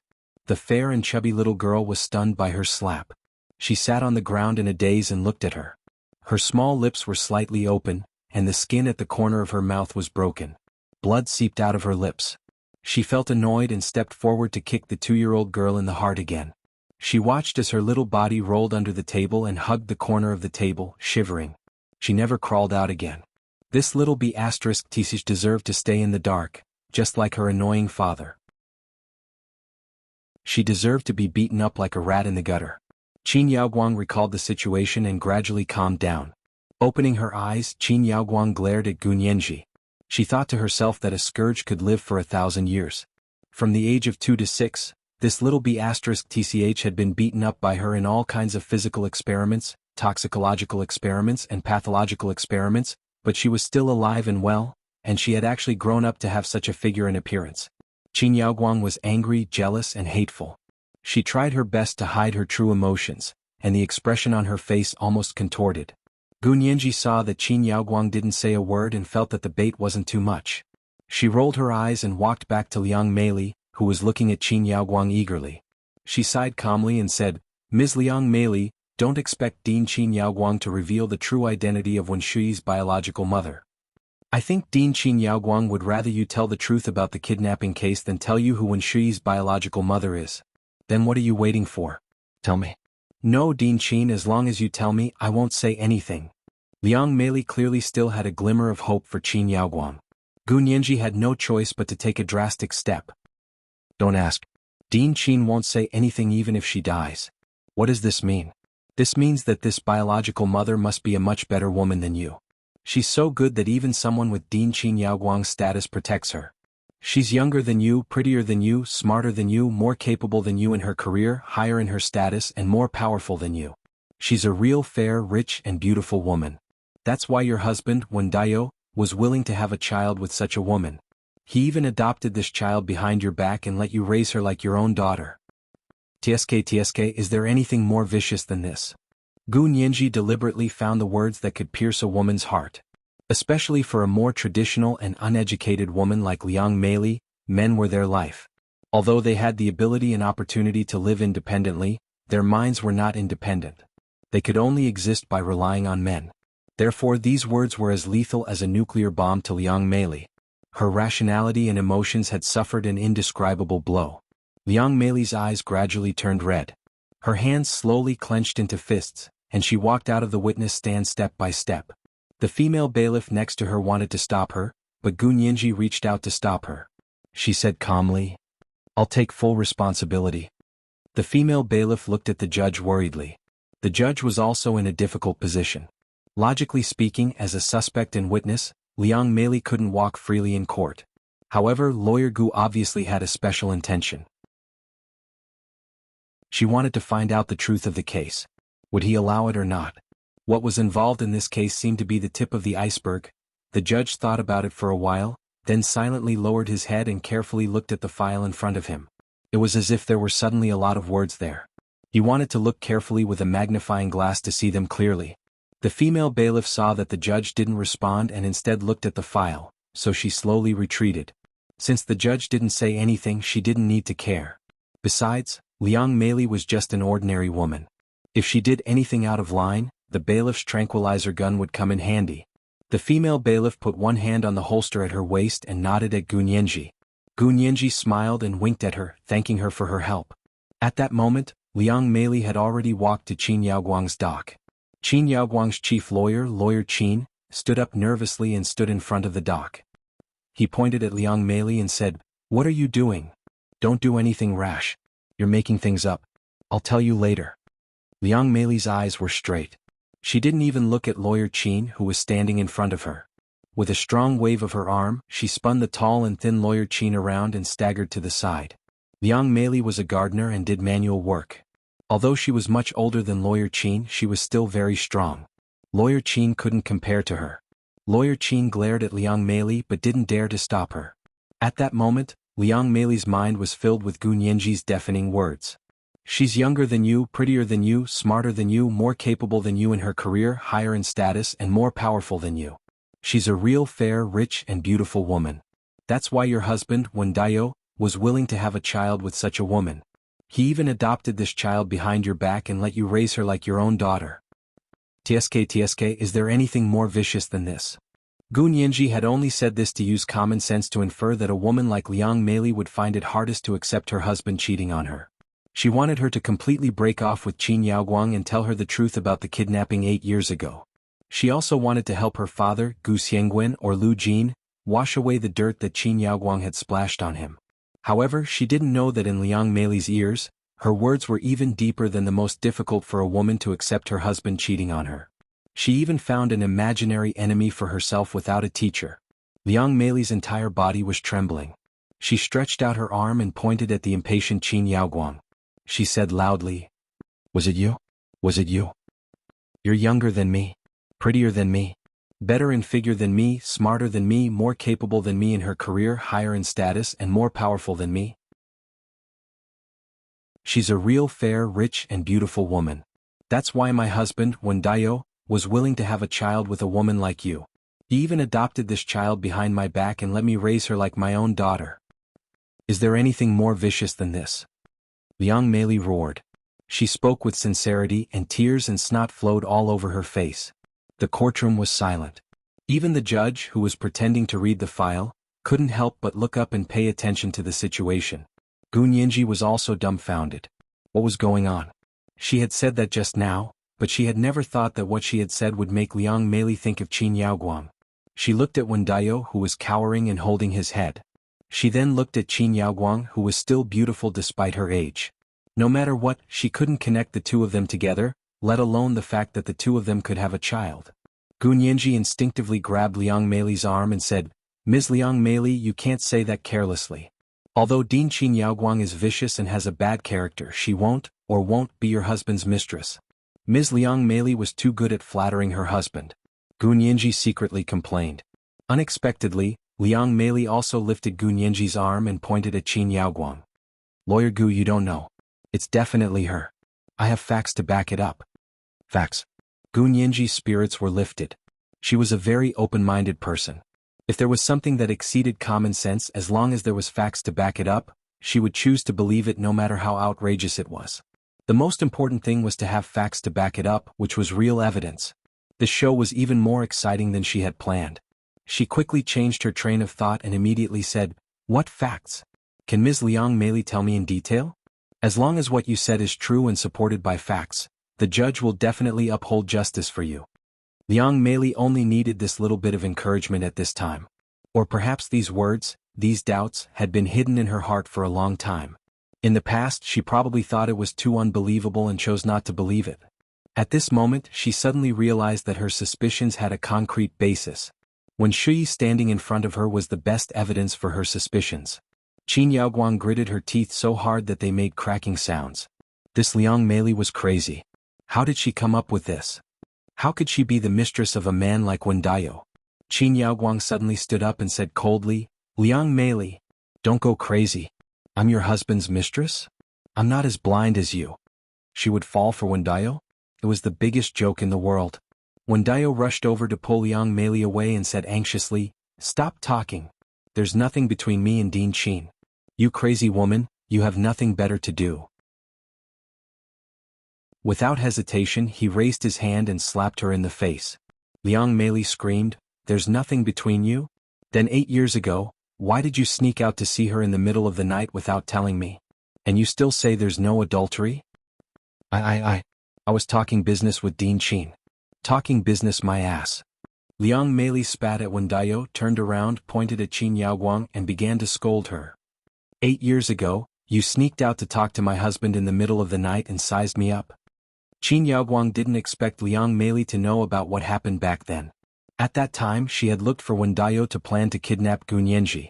However, she was tongue-tied and found that she couldn't find a suitable retort. She could only sneer and say, "Are you dreaming? When did I talk to your husband in the middle of the night? Where's the evidence?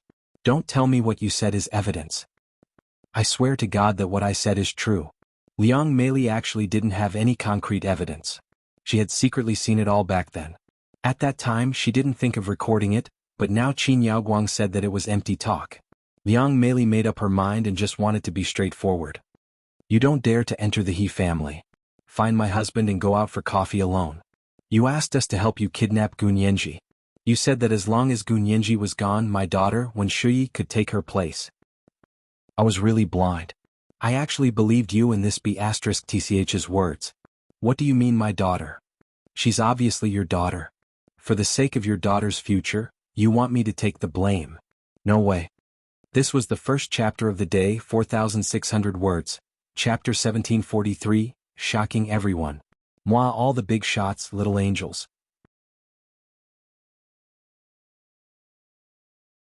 Chapter 1755. Qin Yaoguang made up her mind. She gritted her teeth and refused to admit it. She sneered and said, "Is there really no law these days?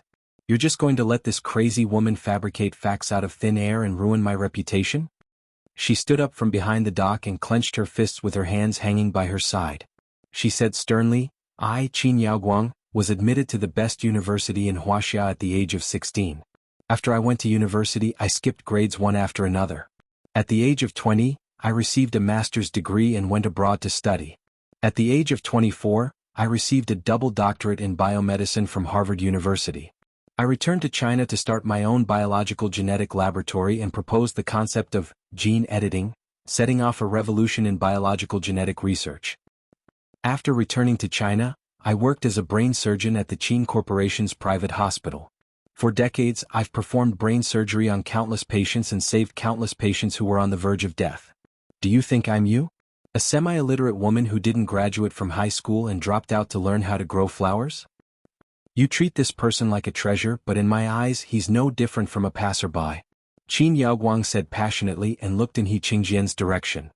"I, Qin Yaoguang, have only loved one person in my life and only one person. That is my ex-fiancé who is also my ex-husband, General He Qingjian. No matter what conflict there is between him and me, no matter if we're together or not, he's the only one who can resonate with me." Everyone couldn't help but look at the dignified, handsome and powerful He Qingjian. Then they looked at the honest-looking, timid gardener, Wen Dao, who couldn't even straighten his back. They were all biased towards Qin Yaoguang's words. That's right, how could she still like Wen Dao in front of her? Even if Qin Yaoguang wanted to raise a man, she had a lot of choices. From an old and charming middle-aged man to a fresh and handsome young man, she had everything. Wen Dao was only fit to be a gardener for Qin Yaoguang. Qin Yaoguang saw that everyone was looking at Liang Meili suspiciously, and her mood gradually improved. To be honest, the thought of her having an affair with Wen Dao made her feel disgusted. How could she like Wen Dao? So if you want to find a mistress, please look elsewhere. Don't be used by someone with ulterior motives and slander others. Qin Yaoguang pointed at the mulberry tree and scolded the locust tree. She glanced at Gun Yanji. Liang Meili was tongue-tied by her words, but she still refused to give up. "Then why did you look for my husband in the middle of the night 8 years ago? I don't believe you guys are really drinking coffee. When did I look for your husband?" Qin Yaoguang denied it flatly. "How ridiculous. If you have evidence, show it. Don't take out your own imagination and make a fool of yourself." Qin Yaoguang's chief lawyer, Lawyer Qin, also stood up and said with a straight face, "Ms. Liang Meili, as Ms. Qin Yaoguang's chief lawyer, I must warn you that if you slander my client like this, you can be sentenced to less than 5 years in prison. The civil claim can be fined 10 million yuan. Liang Meili was so angry that the veins on her neck were bulging. "I'm not lying. I'm not spreading rumors. She did look for my husband. Looking for your husband, being your husband's mistress and having children with your husband are two completely different concepts. Ms. Liang Meili, I think you should understand that my client is a famous scientist and brain surgeon both at home and abroad. And what is your husband? Did you graduate from high school? Or did you go to college?" Lawyer Qin's face revealed an undisguised contemptuous smile. "You're jumping the line to extort money. Liang Meili, if you admit now that you were misled, I won't hold you accountable. Qin Yaoguang gave her a slap in the face.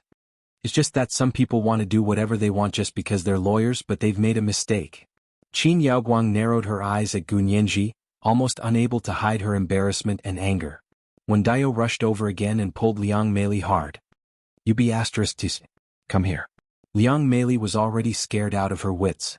Seeing that Wendiao was scolding her and about to hit her, and that Qin Yaoguang was standing at the side watching her make a fool of herself, she felt sad and roared, So what if you're a scientist? You're having an affair. You're messing around with my husband. You're an illegitimate daughter. She pounced on her, grabbed Qin Yaoguang's hair, and slapped her several times in the face. The female bailiff who was staring at Liang Meili was shocked. She didn't expect this seemingly honest woman to really dare to fight in court. Stop. Stop right now.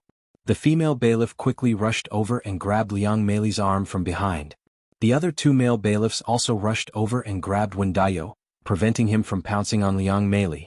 She pretended to want to save Qin Yaoguang from Liang Meili's iron claws. She grabbed Qin Yaoguang's hair from behind and yanked it hard. She pulled out a large handful of hair and held it in her hand. She shouted at Qin Yaoguang and said, What are you arguing about? Didn't you say that you're a scientist? If you're a scientist, don't talk nonsense. Just use DNA to speak. Then she turned around and pointed at Wen Shui, whose face was as pale as paper. Whether you're her biological mother or not, does it have anything to do with whether you're a doctor or a scientist? Test DNA directly. Test direct family relationship. It's clear at a glance. It's so easy to test direct family relationship in modern society. You're wasting everyone's time talking nonsense. The courtroom once again fell into a strange silence. Everyone had fallen into the illusion that the two of them were completely incompatible. Very few people thought of testing DNA directly. Because no matter how they looked at it, Qin Yaoguang and Wendiao didn't look like people who could have children together. Hijichu curled his lips slightly and gave Gu Nianji a thumbs up from the gallery. Gu Nianji caught a glimpse of it and smiled at him. Lu Jin and Huo Xiaoheng were sitting at the back of the crowd. When they saw this scene from afar, they both scoffed at the same time. After Lu Jin scoffed, he realized that Huo Xiaoheng had also scoffed. He turned to look at him and frowned. What are you scoffing at? Are you dissatisfied with my daughter? Huo Xiaoheng pursed his lips and said slowly, I scoffed at whatever uncle scoffed at. Lu Jin looked at him suspiciously for a while and muttered, All of them are staring at my daughter like wolves? Huo Xiaoheng. Qin Yaoguang's flushed face instantly lost all color, and she almost collapsed into her seat. She gritted her teeth so hard that the people next to her could almost hear the sound of her teeth chattering. He didn't know if she was frightened or humiliated. Qin Yaoguang's chief lawyer was dumbfounded. After a while he said, This is ridiculous. This is ridiculous. Does Lawyer Gu also believe that my client and Wendiao, this gardener, are having an affair? Gu Nianji remained calm. I don't care if they're having an affair or not. I just want to know who Wen Shui's biological mother is. If it's Qin Yaoguang, then what Liang Meili said is true. She took a step forward and said even more harshly, That means that Qin Yaoguang was the one who ordered me to be kidnapped by Wendiao and Liang Meili from the He family 8 years ago. If Qin Yaoguang is Wen Shui's biological mother, then she has a motive to act. In other words, she wants to make room for her biological daughter. Lawyer Qin was puzzled. Is that a motive? But you're also my client's biological daughter. Why would she kidnap another biological daughter for the sake of one biological daughter? Gu Nianji was stunned. That's right, why? However, she quickly came back to her senses. She wouldn't be led astray by others. Gu Nianji immediately said, What's so strange about that? Haven't you heard of parents being biased? They're all biological parents. Some people use their daughters to subsidize their sons. They want the rich children to subsidize the poor children. There are also biological parents who favor the older over the younger, or who favor the younger over the older. Weird parents are everywhere. Why can't Qin Yaoguang torment another biological daughter for the sake of one biological daughter?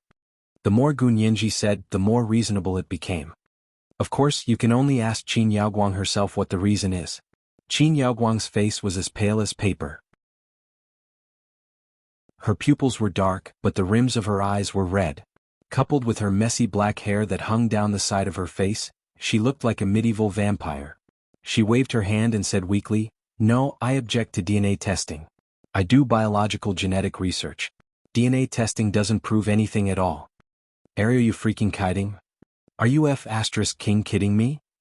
Gu Nianji couldn't help but swear in English. She almost said F***king kidding. DNA testing doesn't prove immediate family relationship? Did you set this standard on the spot? Unfortunately, the internationally recognized standard is still DNA. Gu Nianji stretched out her hand. In her palm was the hair she had pulled off Qin Yaoguang's bald head. This is Miss Qin Yaoguang's hair. Everyone saw me pull it off her head with their own eyes. Qin Yaoguang's lips trembled violently. She looked at Gu Nianji as if she was looking at a demon. Finally, her eyes rolled back and she fainted from exhaustion. Her chief lawyer, Lawyer Qin, quickly helped her up and said, "Lawyer Gu, please don't put more psychological pressure on my client. Otherwise we will ask for a retrial." Gu Nianji glanced at him lightly and said calmly, "Lawyer Qin, does that mean I can't ask a single question? Your client is so fragile, but she was able to experiment on a 2-year-old child. A 2-year-old child has grown up strong and has overcome the psychological trauma and pressure. But she has become a glass princess. She will shatter into pieces when the wind blows, right? Lawyer Gu, you have to have evidence to speak. What do you mean by experimenting on a 2-year-old child? You have to be more reliable when you're talking nonsense, right?" Lawyer Qin was furious with Gu Nianji. He felt that this young girl especially liked to talk nonsense. She said things without evidence as if they were true. Gu Nianji snorted coldly. "That's a separate matter. Today we're trying the kidnapping case from 8 years ago. When this case is over, I'll show you the evidence that Qin Yaoguang experimented on a 2-year-old child." She ignored Lawyer Qin and walked to the bench. She spread her palms and said to the judge, "Your Honor, I'll hand them over to the court now. I hope the court will find a military laboratory to do a DNA test." The judge looked at her deeply and knocked on the gavel. Present Lawyer Gu's evidence. A female bailiff came over with a transparent plastic bag containing the evidence. She wore white plastic gloves and carefully took Qin Yaoguang's hair from Gu Nianji's hand and put it into the transparent plastic bag. The judge immediately said, "In view of the new evidence found by the prosecution today, the court announces that after the results of the DNA test are out, a retrial will be held." This was the first update of the day, Chapter 1744, Jumping Ranks to Extort Porcelain. There were 2 updates today. A reminder of everyone's monthly votes and recommendation votes. At 8 o'clock in the evening, the second update. Moi, all the big shots and little angels.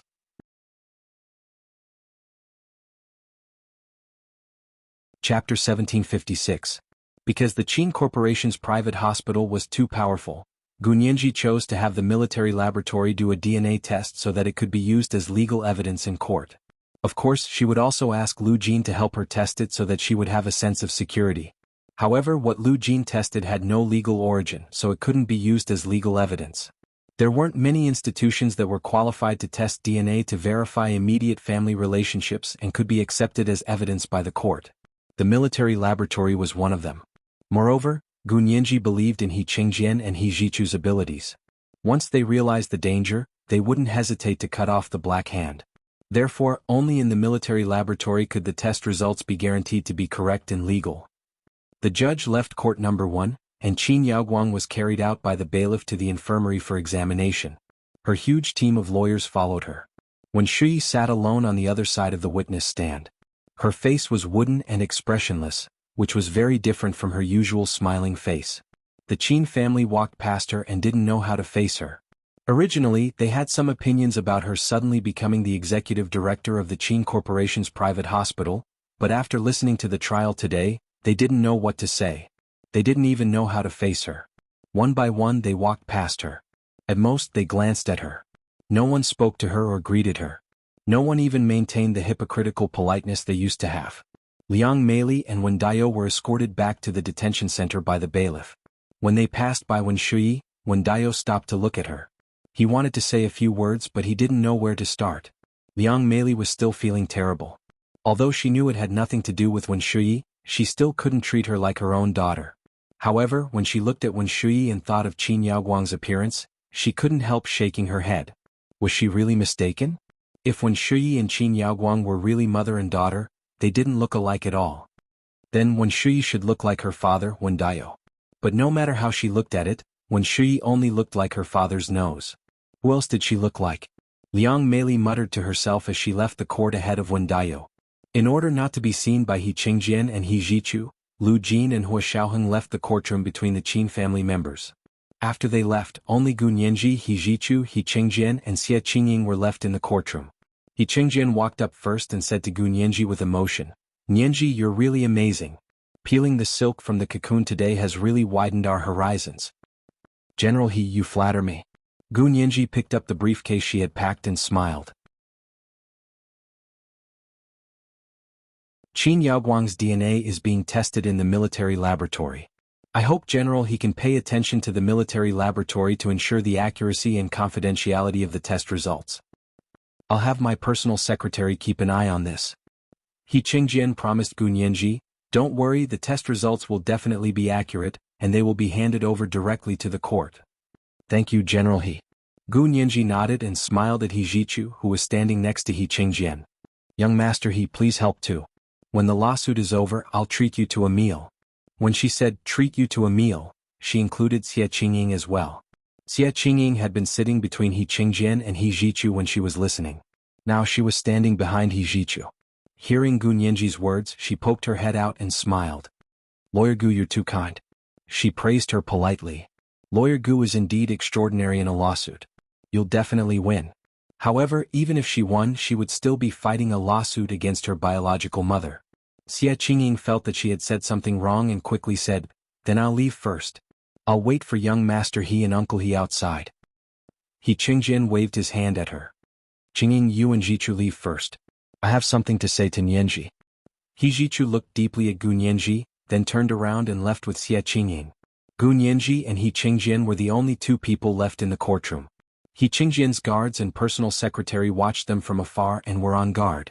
In the empty courtroom number 1, even the sound of breathing seemed to echo. However, He Chengjian's voice was even softer.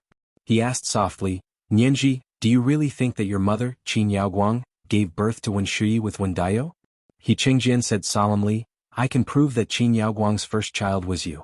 She couldn't have given birth to Wen Shui." "Why do you say that?" Gu Nianji asked calmly. She wanted to know more about the truth of what happened back then. "Because the year when Shui was born, I remember that she spent most of her time doing scientific research in the imperial capital. I've never seen her pregnant.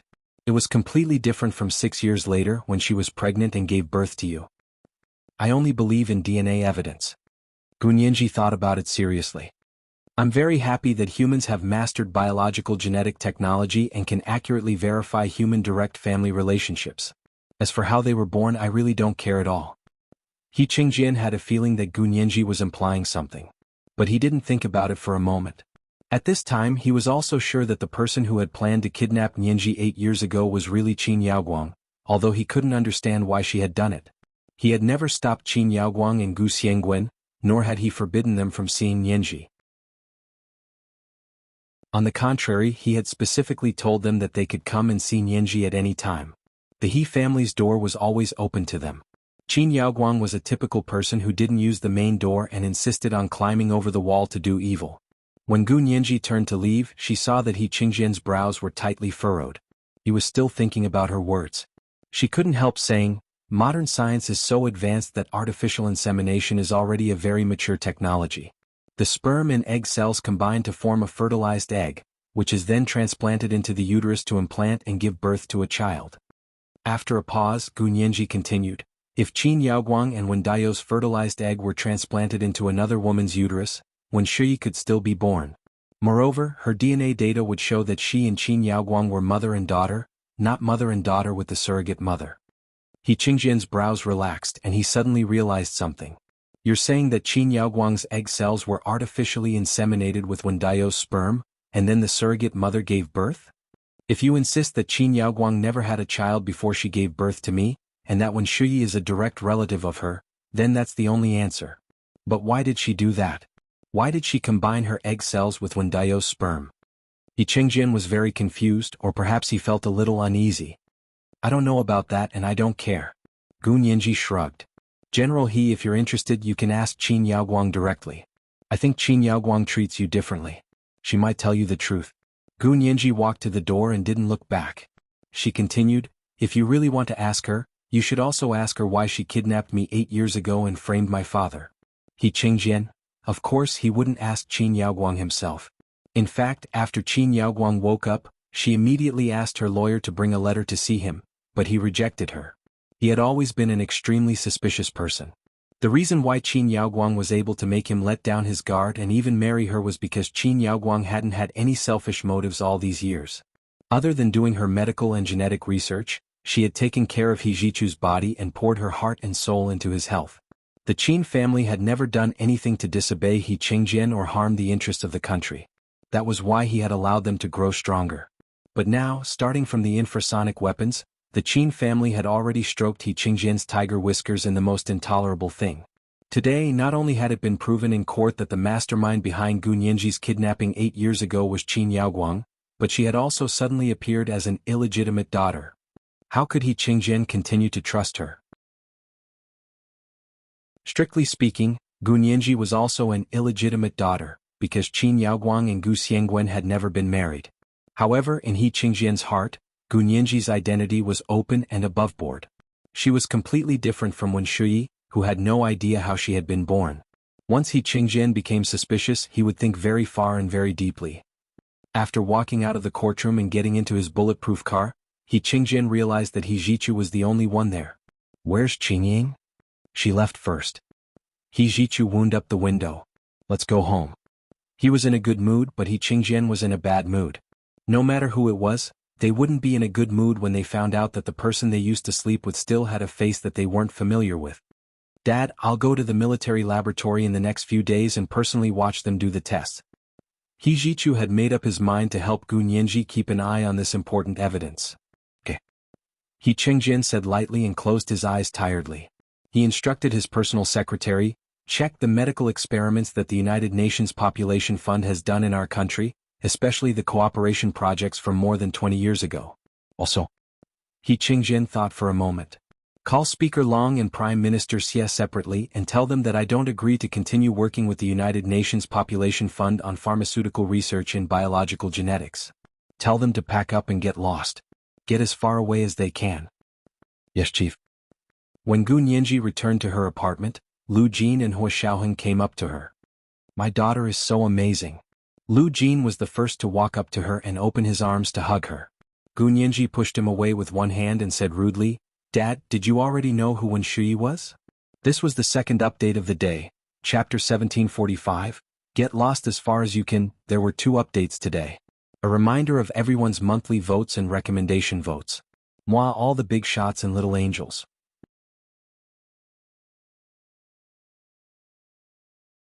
Chapter 1757. Lu Jin blinked and stretched out his arms. He stopped in front of Gu Nianji, as if he didn't understand what Gu Nianji was asking. Gu Nianji repeated, Dad, did you already know who Wen Shuyi's biological mother was?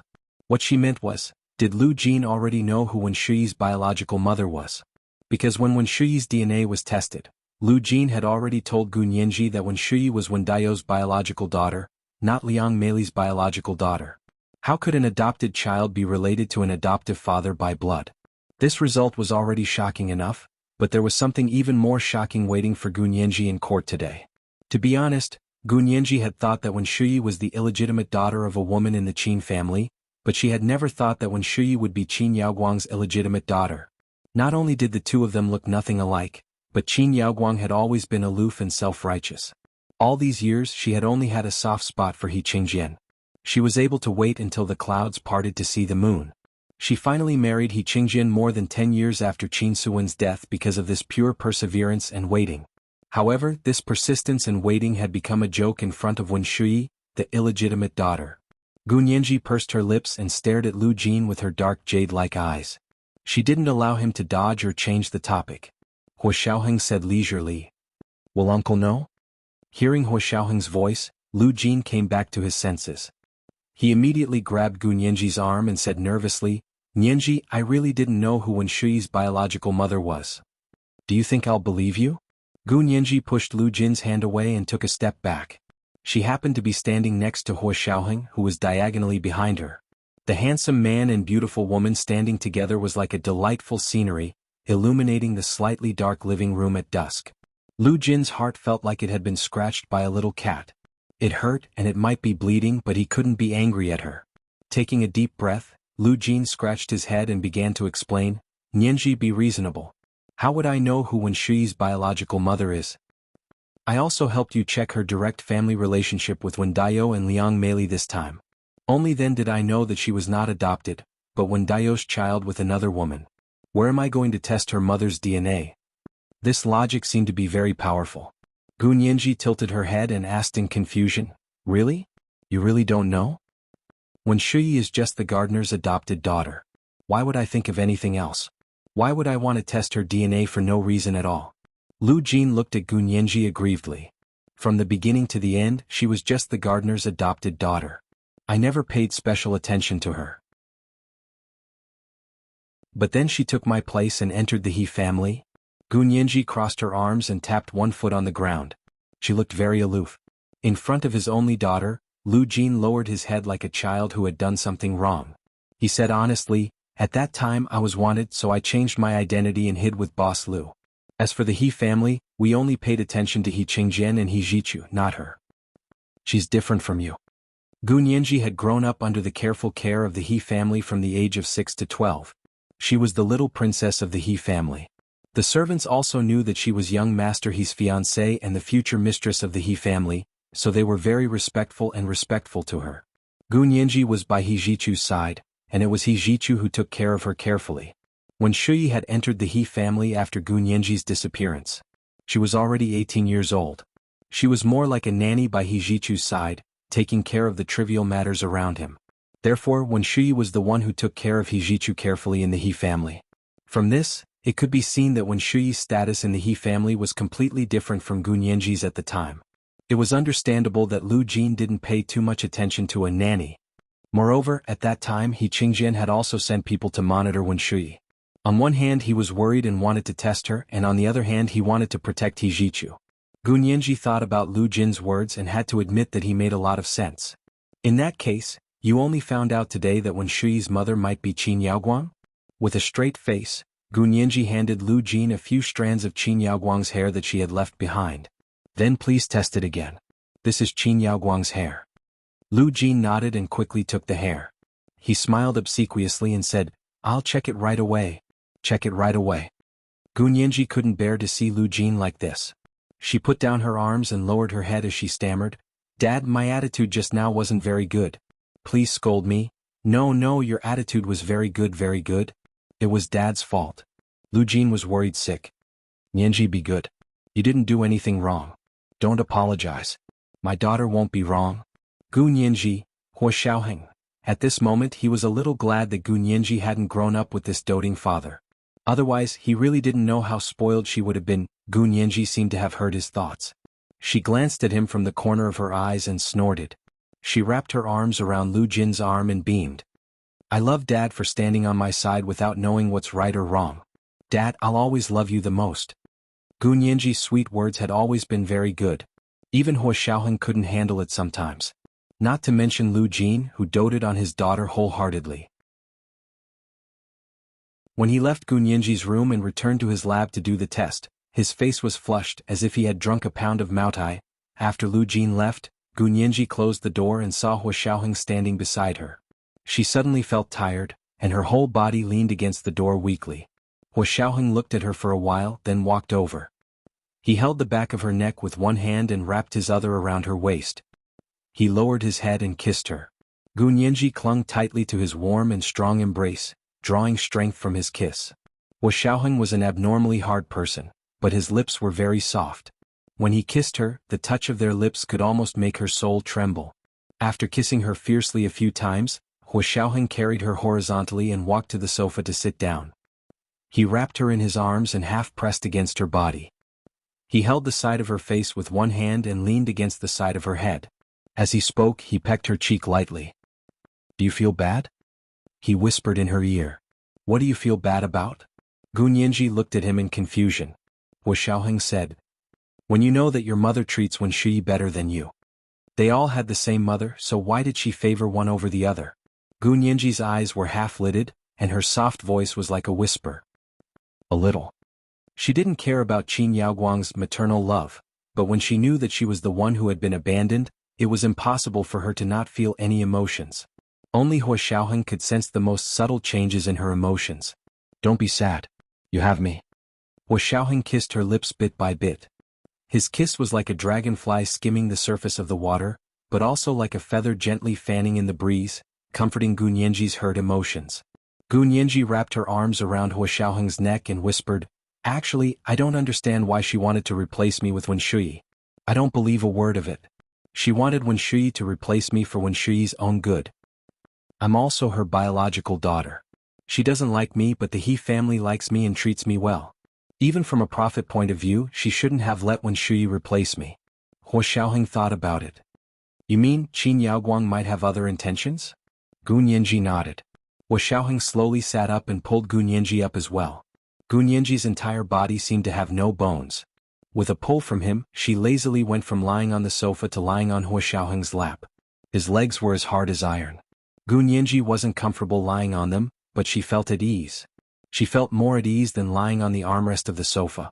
Hua Xiaoheng gently stroked her hair and began to think. Gu Nianji slowly explained her analysis.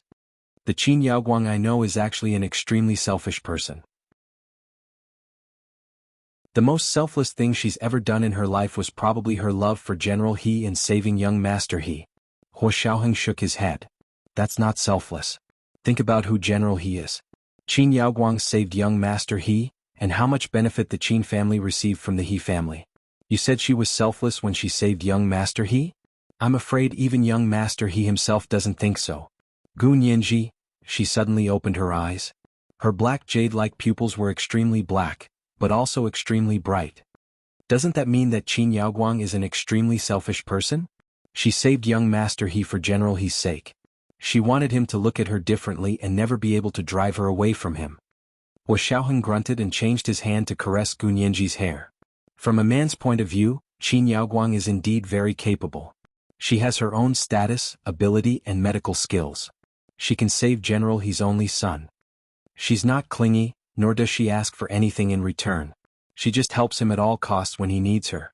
Not to mention that in order to save his son, she even gave birth to a daughter herself. Very few men can resist such a woman. Even if they don't like her, it doesn't stop them from being normal friends." Gu Nianji couldn't help rolling her eyes when she heard Hua Xiaoheng's conclusion. "You also think Qin Yaoguang is good?" "Of course I don't think so." Hua Xiaoheng saw that she was about to go crazy, so he calmly soothed her.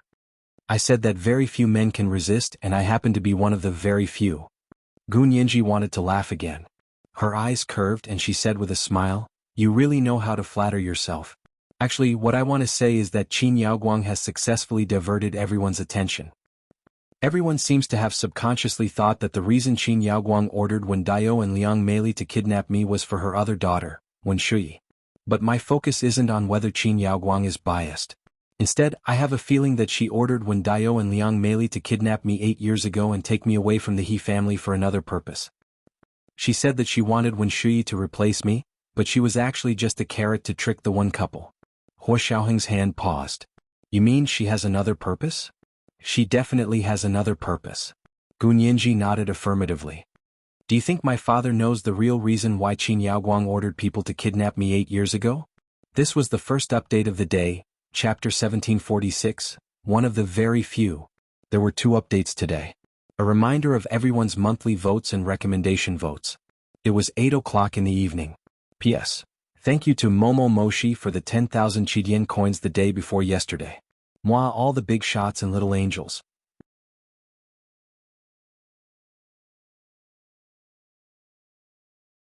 Chapter 1758. Hua Xiaoheng thought about it carefully and said, "That's possible. Think about it, he was able to successfully take over from Qin Yaoguang 8 years ago, so he should know some inside information." "Yes." Gu Nianji sat up and said excitedly, "I remember Dad saying that he took me away at the airport, and it seems to be an international flight. He must know where Qin Yaoguang is taking me." Hua Xiaoheng frowned. "International airport? Is that to smuggle you out of the country? You have to ask your father which country the international flight is going to. Only by knowing this can we deduce Qin Yaoguang's real purpose." "Okay, I'll go ask now." Gu Nianji jumped up from the sofa and ran to the door. Hua Xiaoheng watched speechlessly as Gu Nianji ran away just like that. He wondered if he had shot himself in the foot. Gu Nianji tiptoed to Lu Jin's laboratory. In the middle of the experimental equipment that was flashing with postmodern silver stainless steel metal patterns, Lu Jin sat alone in front of the instrument table. He stared blankly ahead. The DNA testing instrument was in operation, so he didn't have to stare at it all the time. However, it was rare to see him sitting there in a daze like this. Gu Nianji was a little surprised, but she didn't show it. She knocked on the door quietly and said with a smile, "Dad." Lu Jin shuddered and suddenly came back to his senses. He turned around and saw Gu Nianji standing by the door with a smile. His eyes lit up. "Nianji, you're here." Gu Nianji walked in with a smile and said, "Dad, what do you want to eat tonight? I'll get Mr. Peter to prepare it." Lu Jin pursed his lips. What delicious food can he make? He might as well order food from a hotel. Gu Nianji held back her laughter. "Okay, whatever Dad says. I'll get him to order food from a hotel." "Good girl." Lu Jin was in a good mood because of Gu Nianji's teasing. He pulled her to the ergonomic chair in the laboratory and asked with a smile, "Don't worry, the DNA data will be out soon." Gu Nianji nodded and sighed. "Dad, do you think Qin Yaoguang is really Wen Shuyi's biological mother? I didn't expect that she had an illegitimate daughter before she gave birth to me. Calling her an illegitimate daughter is a compliment." Lu Jin didn't think much of it. "Actually, Qin Yaoguang only contributed one egg cell. Then you also know that Qin Yaoguang didn't give birth to her herself." "Of course not." Lu Jin's words were more credible than He Qingjian's. "We're from the same lab." At that time she spent at least 10 hours a day in the same laboratory. Qin Yaoguang stayed up late every day to do experiments. How could she have the time to get pregnant and have a child? And she's never had a big belly. No wonder. Gu Nianji understood. She leaned back on the ergonomic chair and sighed. No wonder no one suspected Qin Yaoguang's relationship with Wen Shuyi all these years. They looked completely different, did things differently, and their temperaments were even more different. If Liang Meili hadn't been brooding over Qin Yaoguang secretly looking for Wen Daiyou 8 years ago and insisted that Qin Yaoguang was Wen Daiyou's mistress, no one would have thought that Wen Shuyi had any relationship with Qin Yaoguang. They wouldn't have bothered to verify their immediate family relationship, because the two of them looked really different. Lu Jin pursed his lips and stole a glance at Gu Nianji. He said in a low voice, "If Wen Shuyi is really Qin Yaoguang's biological daughter, what are you going to do?"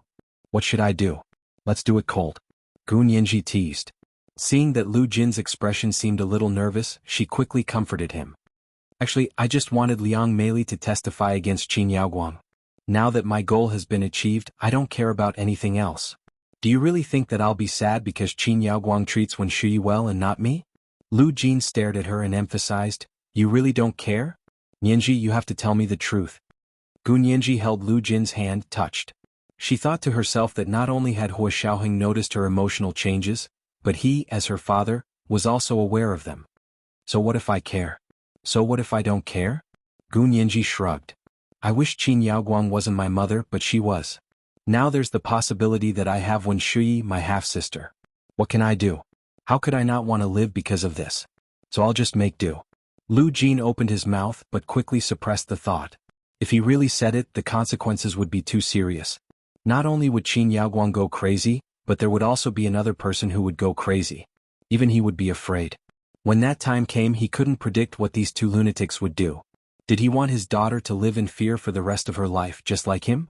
Moreover, he believed that if Qin Yaoguang revealed everything about Gu Nianji, there would be many more people investigating Gu Nianji than him. Not only would the Huaxia Empire look for her, but other countries would also not let her go. Was he really going to let his daughter go back to being a lab rat? Then what was the point of living? Lu Jin lowered his head and said in a low voice, "Even a cornered dog will jump a wall. You have to be careful." "I know," Gu Nianji said in a relaxed mood. Ever since she had acknowledged Hua Xiaoheng, she no longer had that kind of bone-deep fear. Because she knew that Hua Xiaoheng would definitely protect her. Gu Nianji remembered her purpose for coming here and her eyes flashed.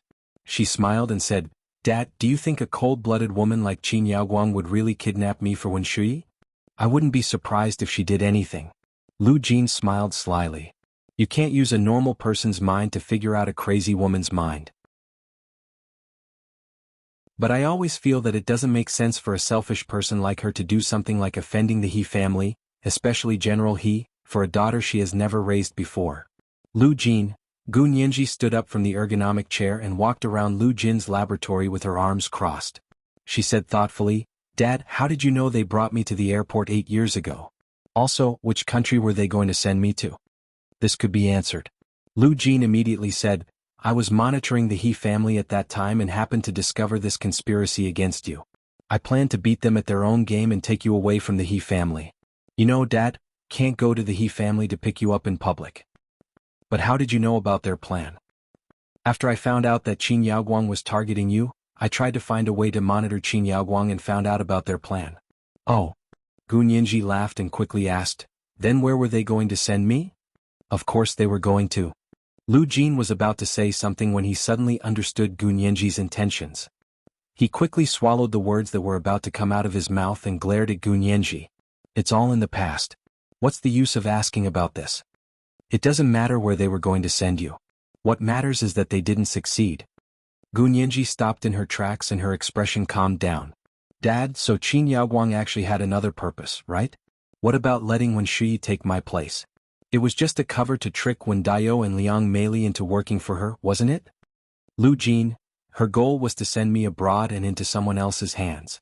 What was she going to do? What did I have that was worth her taking such a risk? Is it still my genes? She still wants to use me as an experiment.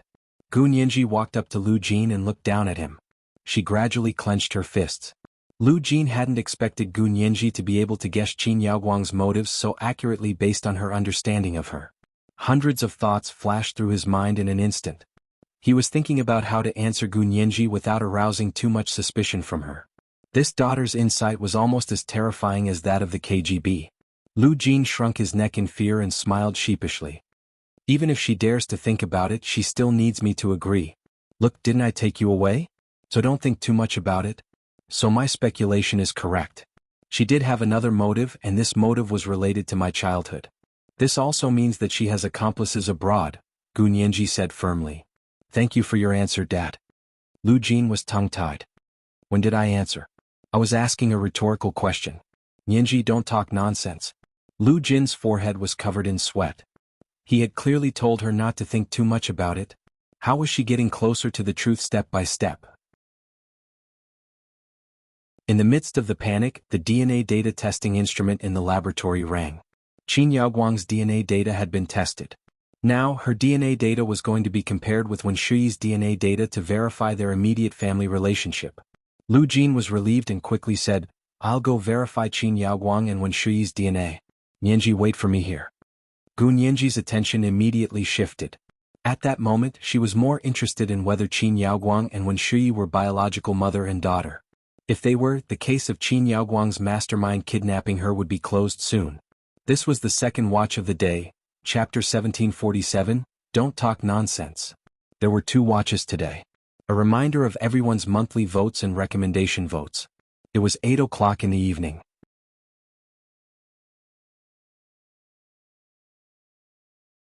Chapter 1759.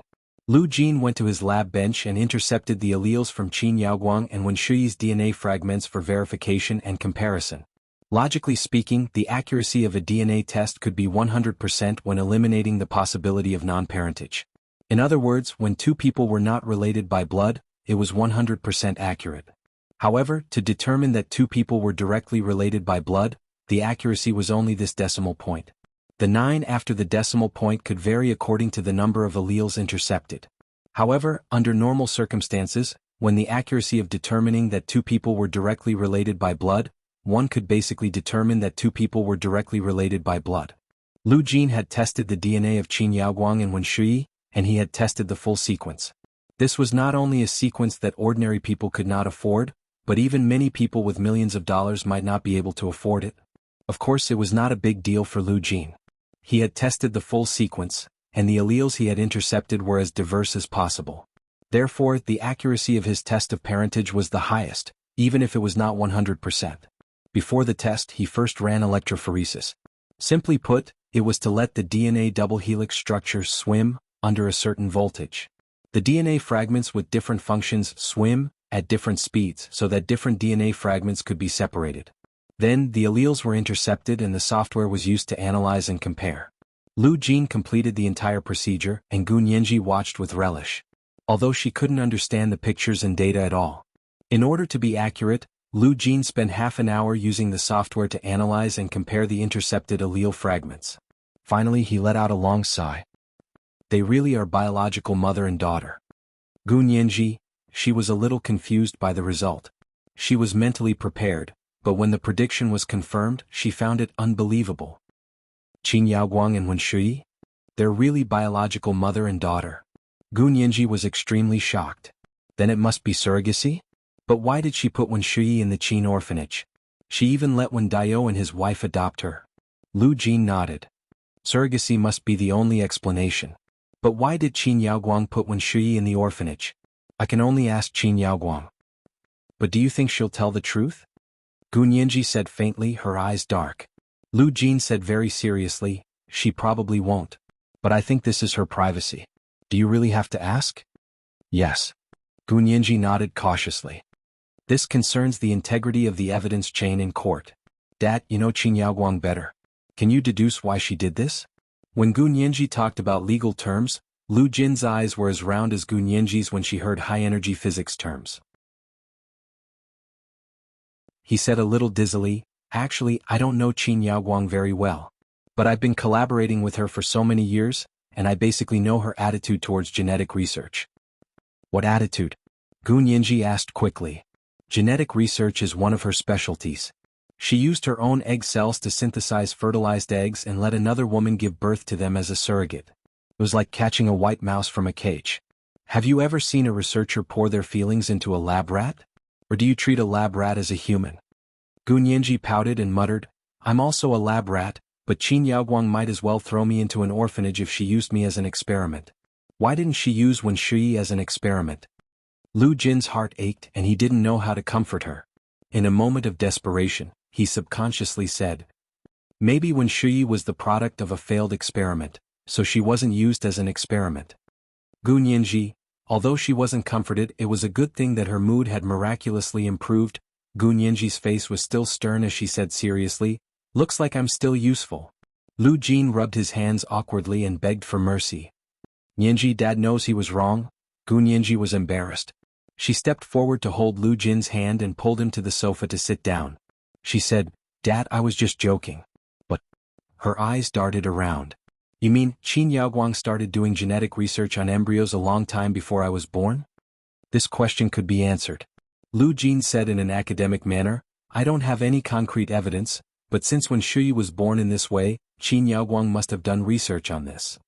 At that time, she didn't ask me for advice, so I didn't know that she had been doing experiments on this for a long time. In other words, 6 years before Gu Nianji was born, Lu Jin still knew nothing about Qin Yaoguang's secret experiments. Gu Nianji nodded and continued to ask curiously, but why did she use her own egg cells and Wen Daiyou's sperm as fertilized eggs to conceive an embryo? I thought she would use other people's egg cells for research. Lu Jin smiled and said casually, if she already had such an experimental subject born, then it definitely wasn't the first time she had done this experiment, and it definitely wouldn't be the last. What do you mean? Gu Nianji's eyes suddenly lit up. Could it be that she has done a lot of research on this and even used other people's egg cells? From a scientific perspective, that's for sure. Lu Jin patiently explained to her, this kind of human embryo experiment has a long cycle. Usually, it takes at least 7 months from fertilization to birth of the fetus, if you include premature babies. Normally it would take 9 months. In addition to the preparation before and after, as well as the process of screening the pregnant men and women, a year would pass. When an experiment takes a year to prepare to produce results, then the person doing the experiment will definitely not only do one experiment at a time. Do you understand what I mean? Gu Nianji carefully digested Lu Jin's words in her mind. After a while, she said thoughtfully, what you mean is that doing this kind of experiment is no different from doing other biological experiments. You need to do a large number of experiments in order to screen out effective results. She will prepare a lot of these fertilized eggs and transplant them into the pregnant mother's stomach at the same time. She will implant them and then observe the results. Lu Jin nodded heavily. That's right. The failure rate of biological genetic experiments is actually quite high. Therefore, she needs to accumulate quantity and achieve qualitative change from quantitative change. And to do so many experiments, Qin Yaoguang definitely can't just use her own egg cells. Lu Jin used a scientific tone to explain the general knowledge of egg cells to Gu Nianji. All mammalian females already have immature egg cells in their ovaries when they are born. The number of egg cells in female animals is fixed at birth. It won't increase, it will only gradually decrease. So Qin Yaoguang can't just use her own egg cells to conduct such a large number of experiments. She must have used other people's egg cells. Gu Nianji completely understood. She covered her mouth with her hand and gasped. Oh my God! How many embryo experiments did Qin Yaoguang do? How many when Shuyi and Gu Nianji were born this way? Lu Jin smiled bitterly. Nianji, do you really think this kind of experiment is easy to succeed? Do you think it's grafting seedlings? Gu Nianji, that was what she really thought. Could it be more difficult? Gu Nianji's thick, long eyelashes fluttered, and her big eyes were filled with curiosity. It's not more difficult, it's very difficult. Lu Jin didn't know how to explain it to Gu Nianji. I just checked Wen Shuyi's DNA sequence. I can tell that Qin Yaoguang tried to genetically edit her, but she didn't succeed. Gu Nianji frowned. That means she started genetically editing the embryo before she gave birth to me, or was it for Hijichu's illness? I don't know if she let Wen Shuyi give birth to Hijichu's illness, but that might have been the prototype of her idea. From that time on, she started experimenting with this method. But you have to know that the human gene is very complicated and huge. Decades ago, our understanding of genes wasn't as comprehensive as it is now, and our instruments and technical methods weren't as advanced as they are now. Under those circumstances, the number of fertilized eggs that could successfully implant in an embryo experiment was very small. It could be said that only 1 in 1,000 genetically edited fertilized eggs could successfully implant in the mother's body. And after these fertilized eggs developed into embryos, it would be amazing if 1 in 100 could successfully give birth. Gu Nianji was very confused. You mean the pregnant embryos will miscarry? Of course. And the chance of miscarriage is very high. Lu Jin sighed. Because these embryos have been genetically edited, many of them have genetic defects. And the human body has a self-selection function. Embryos with genetic defects are called congenital defects. In a natural state, they will miscarry unless you use unconventional methods to protect the fetus. For scientific experiments, we don't protect embryos with congenital defects. Do you understand what I mean? There are very, very few children who have been successfully born and survived after genetic editing. I suspect that in Qin Yaoguang's experiments, Wen Shuyi was probably the only embryo that was born and survived. Gu Nianji nodded slowly. She understood a little, but she had new questions. You said that the embryos that have been genetically edited have congenital genetic defects. Then, is it the same for Wen Shuyi and me? Lu Jin shook his head at first, then nodded. You don't, but Wen Shuyi does. Gu Nianji, why don't I have it? Gu Nianji was very suspicious. Dad, don't say that just to comfort me. I'm not comforting you. You're questioning my professional ability. Lu Jin's eyes widened. I personally did the gene editing. My method is completely different from Qin Yaoguang's. She disrupted the order of the original gene fragments and only cultivated Hijichu's defective genes. I, on the other hand, eliminated the non-human virus genes on the basis of your original genes, and then used your own genes to expand the expression and supplement them. The result of this is that your genes haven't been changed, but have been optimized to the greatest extent on the original basis.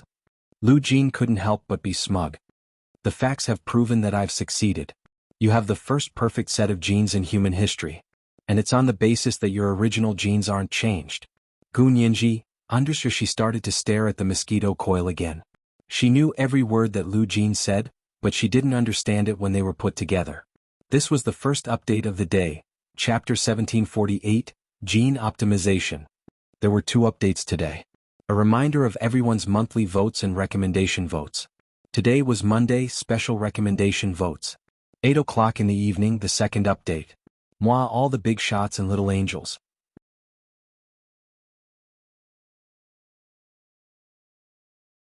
Chapter 1760. Lu Jin saw Gu Nianji's confused but polite smile and laughed involuntarily. You don't understand, do you? It's okay, you don't have to understand these technical issues. You just have to know that not only are your genes flawless, but they're also very perfect. In fact. His voice suddenly paused, then he quickly said, in fact, it's even better than I expected. Gu Nianji, she asked sharply. What do you mean by better than you expected? Do you still have any doubts about your own experiments? Lu Jin was a little ashamed when he heard the word, experiment. He lowered his head silently and whispered, "There's no end to the path of science. I'm just an ordinary pathfinder on this path. There are many things I'm not sure of." Gunyanji rarely saw Lu Jin so humble. She asked curiously, "Huh? Are you serious? I'd like to hear more." Lu Jin lowered his head and nodded. Then he raised his head and explained to her carefully, "It's actually very simple. Think about artificial intelligence. Artificial intelligence started with humans inputting machine language and commanding the computer. In theory, no matter how powerful an artificial intelligence is, it's only the person who created the programming instructions that are powerful. For example, the very powerful beta dog can learn to play Go on its own and defeat all human players. But is this the victory of artificial intelligence? No, this is just the computing power of computers that is superior to that of ordinary humans. There's still a long, long way to go before true artificial intelligence." Lu Jin pointed at his head. "Humans only know 5 to 10% of their own brains. 95 to 90% of them are still in the wilderness and have not been carefully studied." Gunyanji, she was puzzled. Why is there a range of 5 to 10%? I thought the results of scientific development were ultimately shared. If someone knows 10%, shouldn't it be said that humans know 10% of the brain? Lu Jin smiled and said seriously, "It's different. The range I'm talking about depends on the conceit of a scientist. A very conceited and arrogant scientist will think that he knows 10% of the human brain. A more modest scientist will think that he only knows 5% of the brain." Lu Jin pointed at his nose. "I'm one of the more modest types of scientists. I think we only know 5% of human brain function." Gunyanji was amused and made a face. "Dad, aren't you a rather humble scientist?" Gunyanji had thought that Lu Jin didn't know how to write the word humble when she saw his expression, although Lu Jin really did not need to be humble. His research results were more than enough to surpass all the scientists in the world.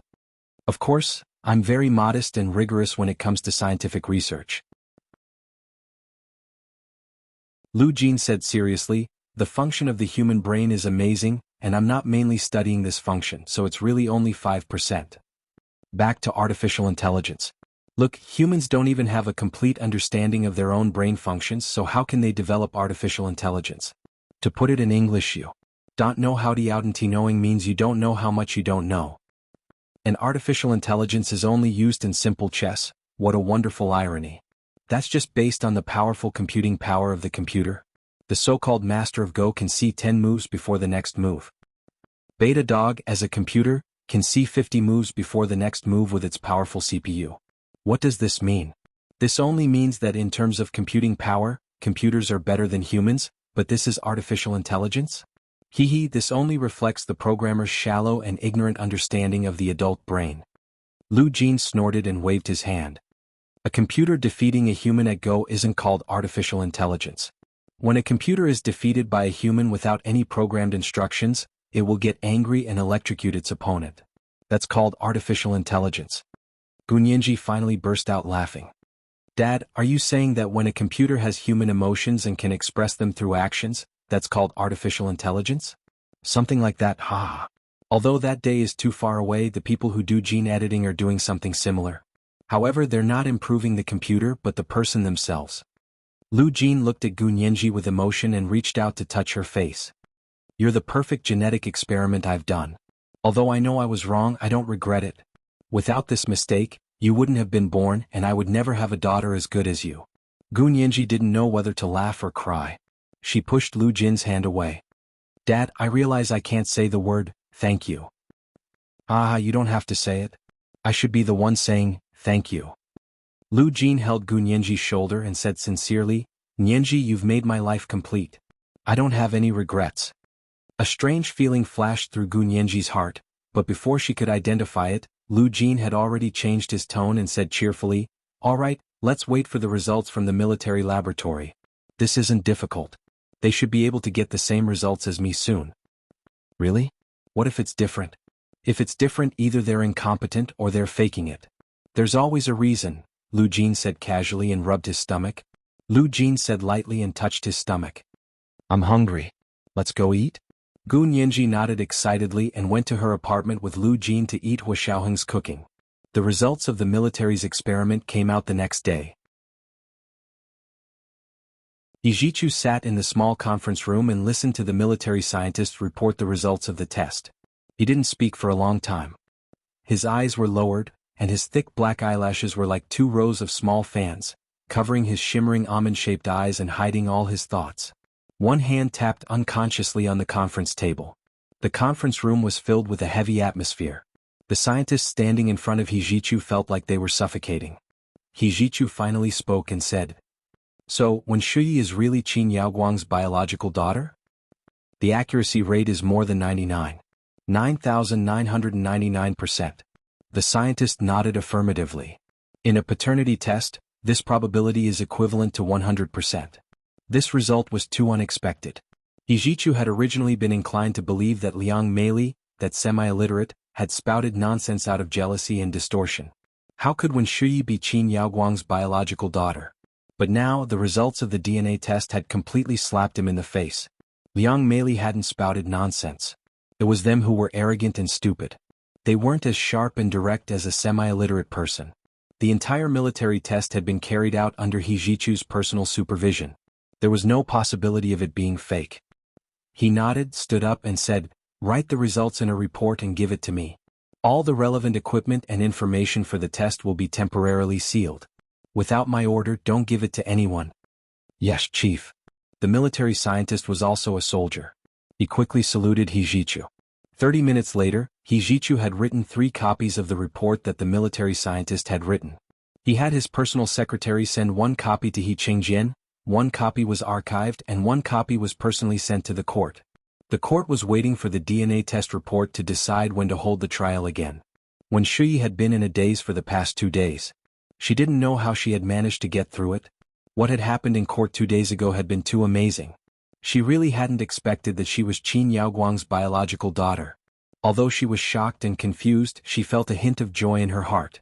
If the DNA test could prove this, then she would be on the same starting line as Gunyenji. She was also the daughter of an aristocratic family with an extraordinary background. Although she didn't know why Qin Yaoguang had placed her in the orphanage and let Wen Daiyou adopt her, Qin Yaoguang had been really good to her all these years. Even if she wasn't as good as Liang Meili, she was much better than others. Especially when it came to taking care of Nianji. She could be said to be Qin Yaoguang's apple of the eye. After coming out of the court that day, Wen Shuyi couldn't wait to go to a private organization that specialized in testing DNA paternity. She tested her DNA with Qin Yaoguang in private. It turned out to be true. She was really Qin Yaoguang's biological daughter. She was also the daughter of the Qin family. Wen Shuyi's lips curled up, and her mood gradually improved. Just as she was looking forward to returning to the Qin family, even changing her surname to Qin and becoming the eldest daughter of the Qin family, the court schedule for the next trial was sent to her. "Director Wen, this is the court schedule sent by lawyer Qin. The trial will be held again next Monday. Please attend." Her secretary sent a letter. Wen Shuyi nodded and said with a smile, "I'll definitely go. By the way, arrange a time for me this week. I'm going to see Dean Qin." "Oh no, I'm going to see my mommy." This was today's second update, Chapter 1749, Can't Say Thank You. There were 2 updates today. Remind everyone of your monthly votes and recommendation votes. Today is Monday, special recommendation votes. Moi, all the big shots and little angels.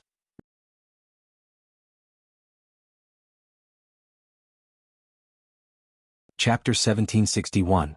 When Shuyi's secretary quickly wrote it down and said, "On the prosecutor's side, the lawyer team has already received the decision that the case cannot be filed and will not be prosecuted.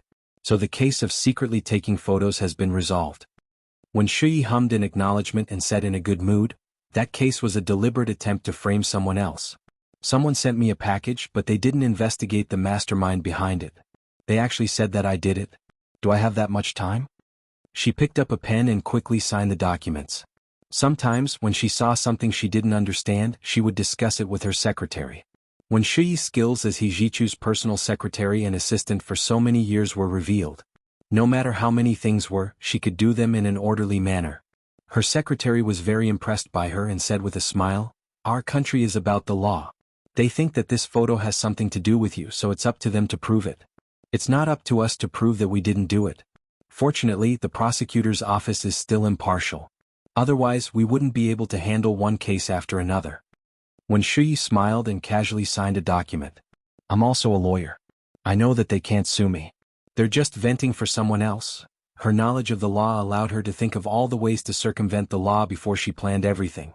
If she hadn't thought of a backup plan after being exposed, she wouldn't have done it. Because for so many years she had no family to rely on. She could only rely on herself. The children of the poor took charge of the family early. That was how she got here step by step. Her secretary looked at her in adoration and hurriedly said, "It is our luck and fortune to have Miss Wen as our dean." When Shuyi could clearly feel that the hospital's administrative department's attitude towards her had completely changed. In the past he was still a little unwilling and would only obey her orders on the surface, but in reality he would carry them out. Now they all nodded and bowed, wishing that they could do more than what she had given them. She hadn't officially acknowledged Qin Yaoguang yet, but she had already tasted the benefits of being a descendant of the Qin family. When Shuyi's biggest knot in her life was her background. She had once thought that she couldn't change it, but now it was like a pie falling from the sky and falling on her head. When Shuyi couldn't help thinking that when she had a background that was comparable to Gu Nianji and Xie Qingying, would he Jichu look at her differently?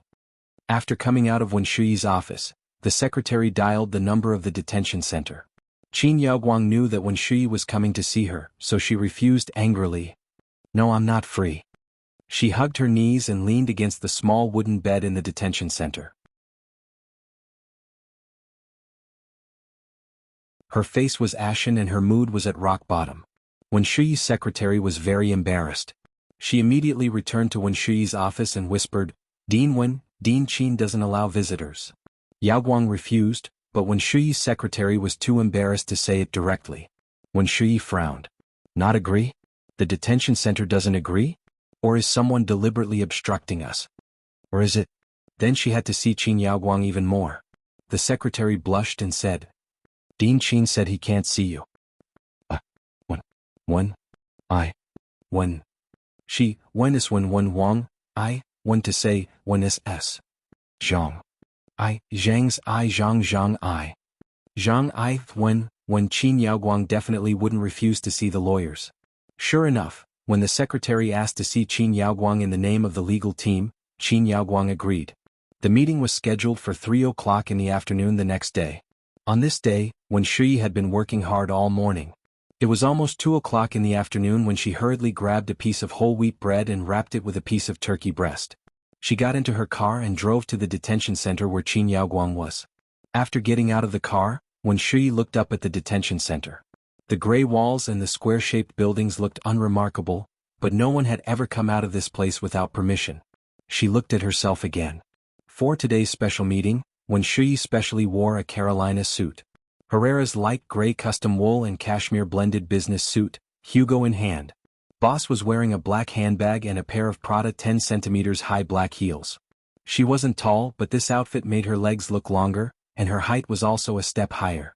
Wen Shuyi's secretary got out of the car behind her and looked enviously at Wen Shuyi's outfit today. If she wasn't mistaken, Wen Shuyi's outfit was exactly the same as Queen Ladigia's when she visited a molecular biology center. The Spanish queen was tall, long-legged, and had a graceful figure. She was elegant and noble in this outfit. Wen Shuyi imitated her and was also dignified and elegant. The two of them walked in through the detention center's main gate and registered with Wen Shuyi's lawyer's license before entering the reception room. Qin Yaoguang was already waiting in the reception room. However, when she saw that it was Wen Shuyi who walked in, her expression immediately darkened. Wen Shuyi turned around unhurriedly and said to her secretary, "You go out first and wait for me outside." The secretary nodded and quickly opened the door to leave. Then she closed the door. Wen Shuyi turned around and looked at the livid Qin Yaoguang with a face full of admiration. She slowly walked over and knelt down in front of her. She held her hand on her knee and said softly, "Mommy, you're my mommy, aren't you?" Qin Yaoguang retracted her hand and sneered. "Are you crazy? Who's your mommy?" "Your mommy, Liang Meili, is still waiting for you in the detention center next door." The corners of Wen Shuyi's eyes twitched. She looked at Qin Yaoguang in shock and muttered, "But I got someone to test my slap." Qin Yaoguang slapped her face without hesitation and said sternly, "Who asked you to test my DNA? Who do you think you are? Do you think you can recognize me as your mother just because you tested my DNA?" Wen Shuyi covered her face with her hand and slowly turned her head, looking at Qin Yaoguang with an obscure gaze. A stream of blood flowed down from the corner of her mouth. Before she knew that she was her biological daughter, Qin Yaoguang had treated her extremely well. She had thought that the truth behind Qin Yaoguang's kindness to her was because she was her biological daughter. This slap had completely woken her up. However, no matter how smart Wen Shuyi was, she couldn't understand the logic behind this. She slowly stood up and let go of her hands. Her hands unconsciously clenched into fists and hung by her side. She stared at Qin Yaoguang and took a deep breath. "What? You're clearly—" "I'm not." Qin Yaoguang shouted angrily. "You have nothing to do with me. So what if you did a DNA test?" The accuracy of DNA testing in determining paternity was only 99%. It's not 100%. But the testing agency said that in terms of DNA verification, 99% is equivalent to 100%. Wen Shuyi wasn't someone who would give up easily. She patiently argued with Qin Yaoguang. Qin Yaoguang crossed her arms and looked at her coldly from head to toe. Her lips curved into a mocking arc, and a string of harsh words came out of her mouth. "Look in the mirror and see how you resemble me. What can DNA prove? You only have half of my genes at most. Whether it's legally or psychologically, I don't recognize you as my daughter." "But I'm clearly your daughter." Wen Shuyi was a little anxious. She had already said that she had half of her genes, and she still said that she wasn't her mommy? "Whose daughter you are has nothing to do with me." Qin Yaoguang's eyes were cold, and her voice was even colder. "To me, you're just a carbohydrate in my culture medium. You don't have the right to call me mom." Wen Shuyi's face turned pale. She tried her best to remain calm, but her entire body still trembled like a fallen leaf in the wind. "But you asked Gunyanji to call you mommy?" Wen Shuyi said with a pale face. "You still love her the most?" Had Qin Yaoguang laughed strangely. "That's right. Of course Gunyanji has to call me mom. No matter how unwilling she is, she's still my biological daughter. I won't agree if she doesn't call me mom. As for you, you don't have the right to call me mom. You can only blame yourself for not having a decent father." Her eyes were dazed for a moment, but she quickly shook her head and shook off the distant memory. Qin Yaoguang crossed her arms and stood up from her chair. She had her back to Wen Shuyi, not wanting to see her face. Before this secret was exposed, Qin Yaoguang still felt some pity for her. Now that this secret could no longer be hidden, Qin Yaoguang only felt annoyed and disdainful towards Wen Shuyi. Seeing her was like seeing her disgusting father, Wen Dayo. Wen Shuyi clenched her fists tighter and tighter. Her nails dug deep into her palms, but she didn't feel the pain because the pain in her heart was 100 times deeper than this. This was the feeling of weightlessness and panic that had given her hope and brought her onto the plane, but after taking off, she had been thrown down from the sky. "Mommy?" Wen Shuyi begged again.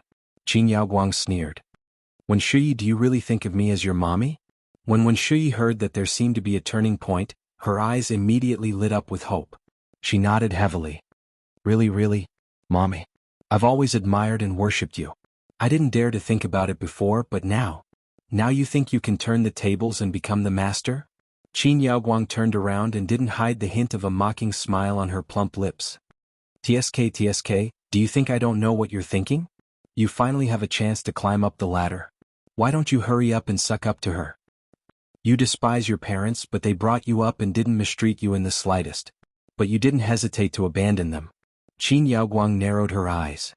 "And acknowledging me as your mommy and becoming the Qin family's granddaughter will bring you more benefits, so you don't even want your adoptive mother anymore." "No, it's not like that." Wen Shuyi shook her head crazily. "I'm just too happy. I don't mean anything else." "Mommy, shut up." When Qin Yaoguang heard Wen Shuyi call her mommy, it was as if she was slapping her in the face. She strode forward and grabbed Wen Shuyi's neck with one hand. She gritted her teeth and said, "Be a good executive director. Don't think too much about it. You're not my daughter. Even if there's a DNA test in court, I'll still say the same thing. Let go." The police who were monitoring the meeting room outside quickly rushed in and separated Wen Shuyi and Qin Yaoguang. Wen Shuyi grabbed her neck and panted heavily. There was a visible bruise on her throat that Qin Yaoguang had just pinched. Qin Yaoguang was held by the arms by the two policewomen and pressed against the door. Wen Shuyi shouted in front of her, "Dean Qin, in your heart, will I never be able to compare to Gunyanji? You can't be compared to her at all." Qin Yaoguang looked up and glared at her with a half-smile. "But you." Wen Shuyi knew what Qin Yaoguang had done to Gunyanji, but she still couldn't understand. "What did I do to her? I told you no matter what, she has to call me mom," but I don't treat her as my own daughter. Qin Yaoguang's face darkened.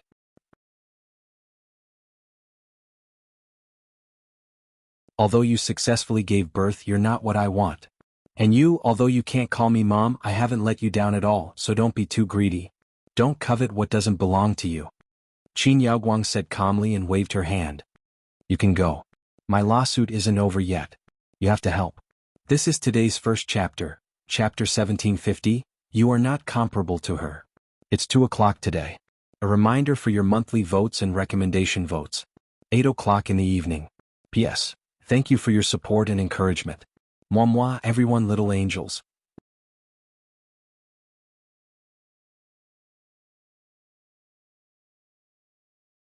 Chapter 1762. When Shui left Qin Yaoguang's detention center in a daze. She got into her car like a wandering ghost. Her face was expressionless, but anyone could tell that she was in a bad mood. Her secretary wasn't in the reception room at the time, so she didn't know what had happened inside. Moreover, the soundproofing in the reception room was very good. She didn't hear the two of them talking, or even the sound of Qin Yaoguang making a move. However, 2 policewomen had rushed in during this period. When Shui came out, there was blood at the corner of her mouth and a palm print on her face. She could roughly guess that when Shui probably hadn't gotten along well with Qin Yaoguang, her secretary was very smart and didn't mention this again. Instead, she sent a copy of the schedule for the past few days to Wen Shui's phone and said, Director Wen, the schedule for the past few days is in your email. I'll get the driver to take you home now? I'll pick you up tomorrow.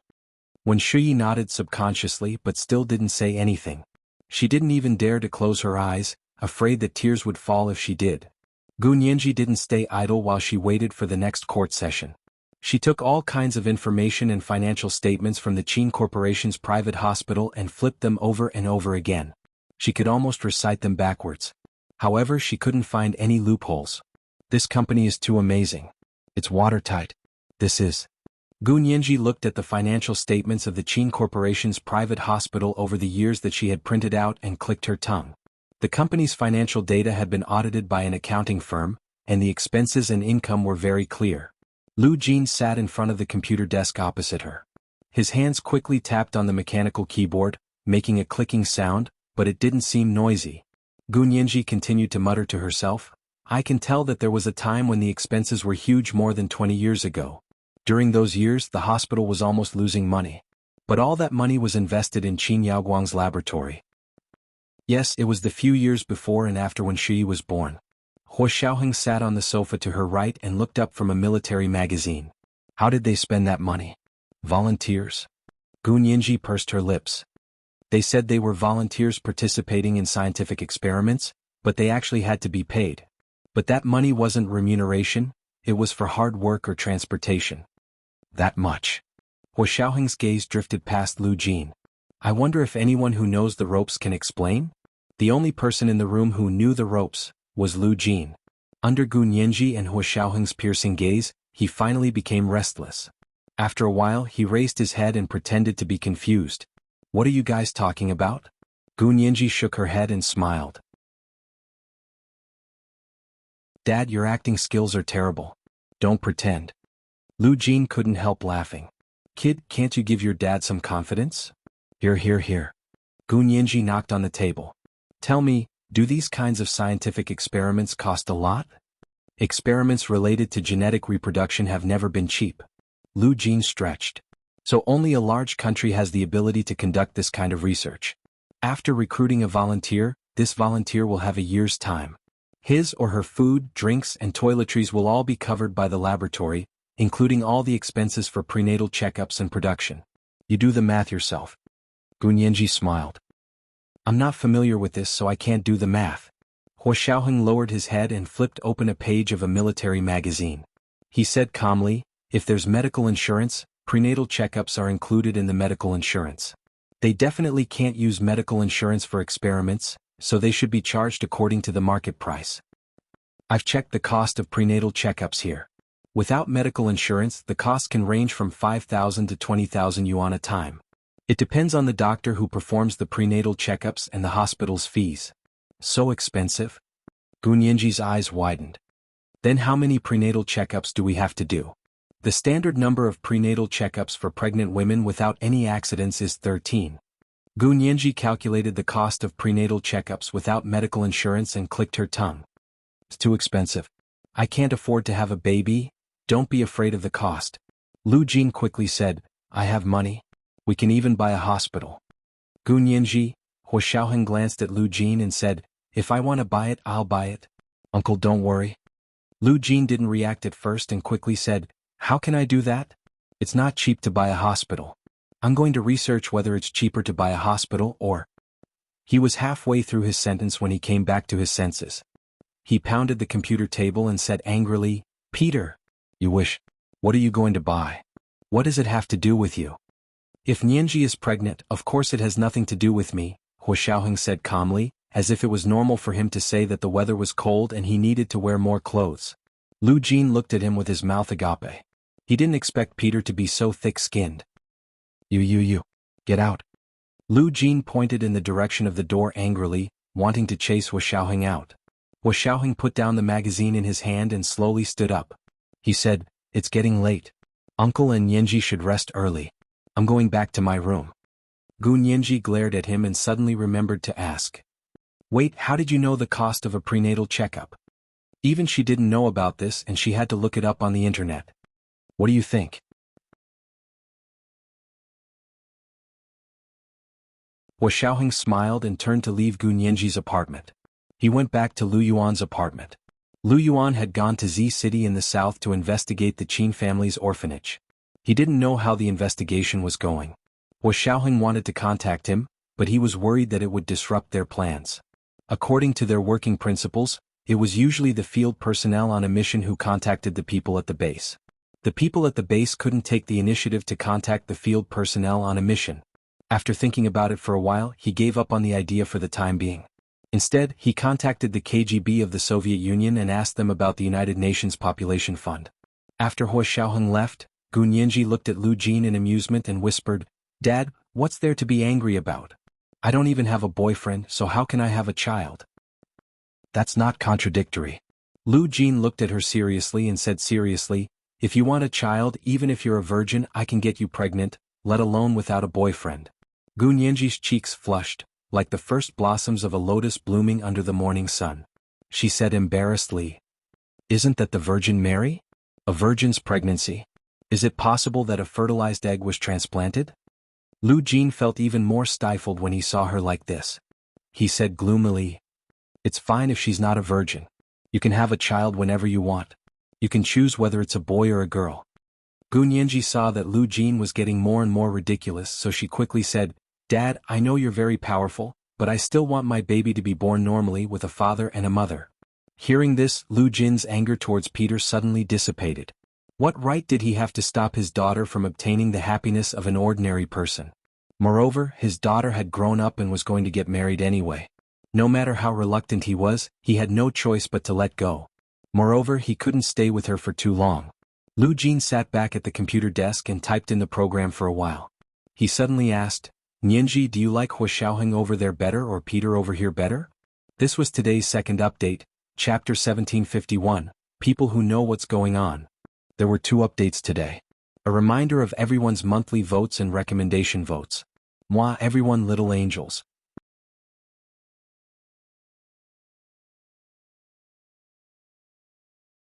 Chapter 1763. Do you prefer the Peter here or the Hua Xiaoheng over there? How was she supposed to answer this question? Gu Nianji's heart sank.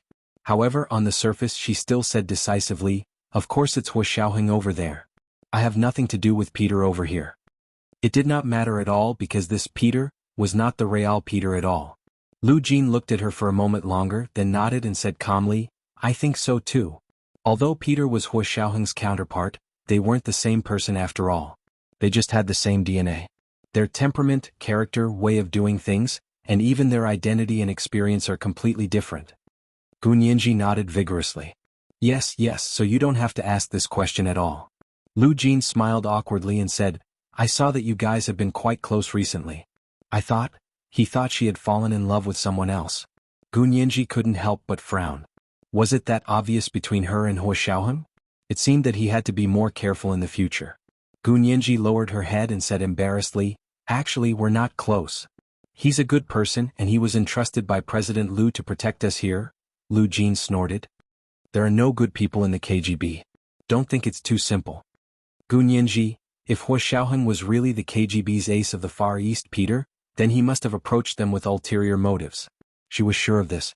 However, the problem was that Hua Xiaoheng wasn't the real ace of the Far East, Peter. Gu Nianji's trust in him was already deep in his bones. It was really difficult to appear calm and collected. Gu Nianji suddenly felt that she still had to hone her acting skills. After all, an actress was no match for the king of drama. Gu Nianji hung her head and thought about it for a while, then said softly, "Dad is right. I'll distance myself from him in the future." It was rare for Lu Jin to see Gu Nianji so obedient. It was as if he had eaten a bucket of Agenda's berry ice cream in the dog days. It was sour and sweet. He beamed with joy and nodded. Good. But you don't have to be too distant. He's good at martial arts. I'm relieved to let him protect you. Gu Nianji, Hua Xiaoheng answered Lu Yuan's apartment. After reading the military works and magazines that Lu Yuan had collected here for a while, he planned to sleep. After washing up in the bathroom, she saw her phone vibrating on the bedside table in the bedroom. He picked it up and swiped it open. It was a text message from a stranger. There was no content, only an unfamiliar phone number. Hua Xiaoheng looked at it and dialed the number without batting an eyelid. Lu Yuan's voice soon came from the other side. "Good evening, Mr. Peter," Lu Yuan said politely, but there was a faint smile in his voice as if he was joking. Hua Xiaoheng also smiled.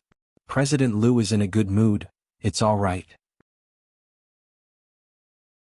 At this moment, Lu Yuan was holding a glass of red wine and standing in front of the floor-to-ceiling window of the luxurious suite on the top floor of the Shangri-La Hotel in Z City, looking out at the night view of the entire city. From his direction, he could see the Qin Corporation's building on the opposite side. The landmark in the center of Z City was the building where the headquarters of the Qin Corporation's private hospital was located. The name of this building was very simple. It was called Qin Corporation. It had a total of 100 floors and was more than 400 meters tall. The building's shape was strange. It looked like two sabers standing side by side. There was a circular hole on the roof. It was said to be designed as a wind tunnel. It could slow down the speed of the wind when the tall building encountered a hurricane. When the lights were on at night, the silver floor was like two shining sabers that were stabbed into the ground in the center of Z City. Lu Yuan took a sip of red wine and said with a smile, "The Qin family is really interesting." Hua Xiaoheng knew that there was a hidden meaning in Lu Yuan's words. "President Liu, it seems like you have a clue?" You can say that there is, but you can also say that there isn't." Lu Yuan elegantly placed his wine glass on the windowsill and looked at the Qin Corporation's building opposite him. He said leisurely, "Whether it's the Qin Corporation's private group or the Qin orphanage, there are no loopholes. The management is perfect, the accounts are clear, and the social charity is also in place. It's indeed very impressive." Hua Xiaoheng, although he was a little anxious, he still said unhurriedly, "That means there's no progress. There will be another court session next Monday and we've made a little progress here." As he spoke, Hua Xiaoheng recounted the situation of Gu Nianji's last court appearance. In the end, he said with pride, "Nianji is very impressive." With a few words, she provoked Liang Meili and Qin Yaoguang into killing each other, and she reaped the benefits. Lu Yuan was shocked when he heard this. Wen Shuyi is the daughter of Qin Yaoguang and the He family's gardener, Wen Dayou. Are you sure? That's what the DNA test showed. Hua Xiaoheng shrugged. What does this have to do with whether I'm sure or not? Lu Yuan held his phone and paced around the suite. He kept thinking about this fact and said, "How old is Wen Shuyi this year? 26 or 27? Hua Xiaoheng wasn't very sure. About that age. That was 27 or 28 years ago. Lu Yuan suddenly raised his head and smiled. "I have an idea. Nianji is really smart. She has given me a lot of inspiration. Alright, wait for my good news." Hua Xiaoheng was stunned. "What did you think of? If we can't find their current loophole, we can only start looking from where they made their fortune. I'll call you when I find out," Lu Yuan said in a hurry. He couldn't wait to find someone to start the investigation again. Hua Xiaoheng replied with an "Oh. We're going to have another court session next Monday. Can you find some clues before then?" "I'll try my best," Lu Yuan said and hung up the phone. He held his phone and walked around the room a few times, then walked into the bathroom. A few minutes later he walked out. His entire person had changed. There was a big beard on his face and he had thick eyebrows and sharp eyes. He was completely different from his own image. However, it was exactly the same as the ID he had used when he checked into the hotel. This time he had come to Z City to use this image to walk around outside. No one knew that he was the president of the Lu Corporation. His current identity was a coal boss from the north. He wore a thick gold chain around his neck and several gold rings on his fingers. His clothes were all branded logos and he wore a pair of LV sneakers which were especially suitable for walking. He left the Shangri-La Hotel dressed like this. He found a taxi on the street and asked the driver to take him to a nightclub on the edge of Z City. There were many people and the light was dim. It was a good place to hide filth and also a good place to hide one's identity. The taxi driver saw Lu Yuan's outfit in the rearview mirror and smiled knowingly. He thought that Lu Yuan's anxious appearance meant that he was going to look for a prostitute. He didn't expose him. He pulled him all the way to the entrance of a nightclub on the outskirts of Z City and put him down. After Lu Yuan got out of the car, he went straight into the nightclub and bought a glass of wine. He went to the bathroom without drinking it. When he came out of the bathroom, he had already dressed up as a sloppy middle-aged man. There was a black leatherette bag in his armpit. Passing through the crowded and chaotic crowd, he left the nightclub and wandered around the urban-rural fringe. He found a very old family hotel and walked in. From the information he had gathered, this family hotel had a history of almost 100 years, even longer than the Qin family's history here. Yes, this was where the Qin family's hometown was located. The Qin family's private hospital group, which was now famous in the Wuxia Empire, came out from here. Lu Yuan walked into the family hotel and stared at the price list on the opposite wall. Then he asked, "May I ask how much is the cheapest room here for a night?" An old woman in her 60s looked up from behind the front desk and said, "The cheapest room is 20 yuan a night, but it's a shared bed with 8 people. What about the cheapest single room?" Lu Yuan took out a worn wallet from his leatherette bag and asked shabbily. "The cheapest single room is 50 yuan a night. There's no bathroom, only a bed and no windows." "Okay, I want a single room for 50 yuan. Lu Yuan rummaged through his wallet for a long time, took out a 50 yuan bill and handed it over. The old woman took the money and directly handed him the key. "Turn in from here, go straight and then the first room on the right is it." Lu Yuan was a little surprised. "Aren't you going to register your ID card?" The old woman smiled and said, "If you're willing to give it to me, I'll register it."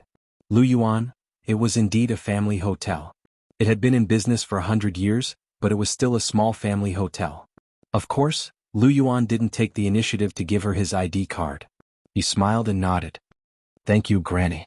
In this place, unfamiliar old women were called Granny.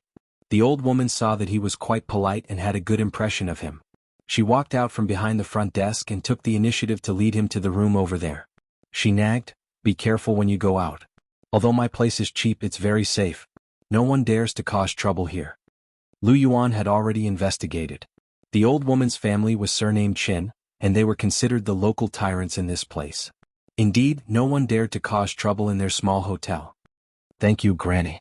Lu Yuan nodded and bowed gratefully behind her. "My husband's surname is Qin. Everyone calls me Granny Qin." The old woman became more and more satisfied with him. "Why don't I get you a bigger room?" The door of the single room opened. Lu Yuan looked and saw that it was indeed a bed.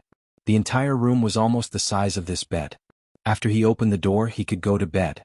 His shoes could only be stuffed under the bed, otherwise there would be no place to put them. He wasn't picky. In their line of work, what place had they not lived before? Lu Yuan placed a faux black leather bag on the bed and said, "No need, no need. This is very good. I came from the city today. If I can find my relatives tomorrow, I'll have a place to stay." "Your relatives?" Granny Chen's spirits lifted. She liked to help people find relatives and friends the most. "I know everyone here. Who are your relatives? What's their name? Maybe you'll be able to find them tonight." "Really?" Lu Yuan asked in surprise. "My relative's surname is Qin." "Surname Qin." Granny Qin looked at him in understanding. "It's the Qin family that's now running a private hospital, right? They're no longer here. Why did you come here to look for them?" This was today's first update, Chapter 1752, Visiting Relatives and Friends. There were 2 updates today. A reminder for everyone's monthly votes and recommendation votes. At 8 o'clock in the evening, the second update. Moi, everyone, little angels.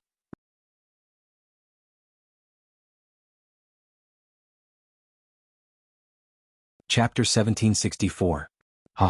Lu Yuan scratched his head with a puzzled expression. It can't be? I remember they weren't so rich before? Did you make a mistake? How could I be mistaken? There's only one Qin family here. Granny Qin pursed her lips unhappily. Although I'm old, I don't have Alzheimer's. I remember it very clearly. Oh really? If there's only one Qin family, then they must be my relatives. Lu Yuan grinned. But when did they get rich? How come I don't know? You don't know? Granny Qin looked at him suspiciously. Didn't you say you were looking for relatives? How come you don't even know this? Lu Yuan smiled bitterly and said, no one cares about the poor in the busy city, but the rich have distant relatives deep in the mountains. If I weren't poor, how could I not even know their contact information? Granny Qin felt that she had discovered the truth and slapped her thigh. The Qin family is so unkind. How can they only care about getting rich and not even care about their relatives? Don't worry, I'll ask my grandson to find the Qin family's contact information online for you. Lu Yuan quickly stopped her and said, Granny Qin, there's no need. I can check it online myself.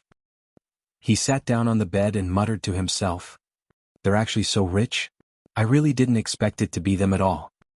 Of course you can't see them. Old Qin doesn't like to be on TV, and the Qin family doesn't like to be in the limelight. You haven't seen them before, so you probably wouldn't have thought of it. Granny Qin felt that she could understand this person's feelings. Lu Jin lowered his head and let out a long sigh. Back then, my grandfather and the grandfather of the Qin family here left our hometown together. Our family went to the north and they went to the south. I didn't expect that after so many years, they would already be so much stronger than us. Granny Qin nodded repeatedly. That's right. Look at you, I think you can't even afford to eat. And the Qin family is one of the richest families in our country. Not only do they open a hospital, but they also open an orphanage. Lu Yuan pretended to be embarrassed and muttered. Back then their family was just like ours. They were all bumpkins. How could they open a private hospital? I heard that opening a hospital is very expensive. Where did they get the capital? Capital. This was the direction that Lu Yuan had just remembered to investigate. Like Gu Nianji, he couldn't find any problems with the Qin Corporation's private hospital group and the Qin orphanage, but he felt that something was wrong. He had just spoken to Hua Xiaoheng on the phone and heard him say that Gu Nianji had revealed the secret of Wen Shuyi's parentage in court. If he couldn't find anything wrong with the Qin Corporation private hospital group and the Qin Corporation orphanage, he should investigate the source of their problems.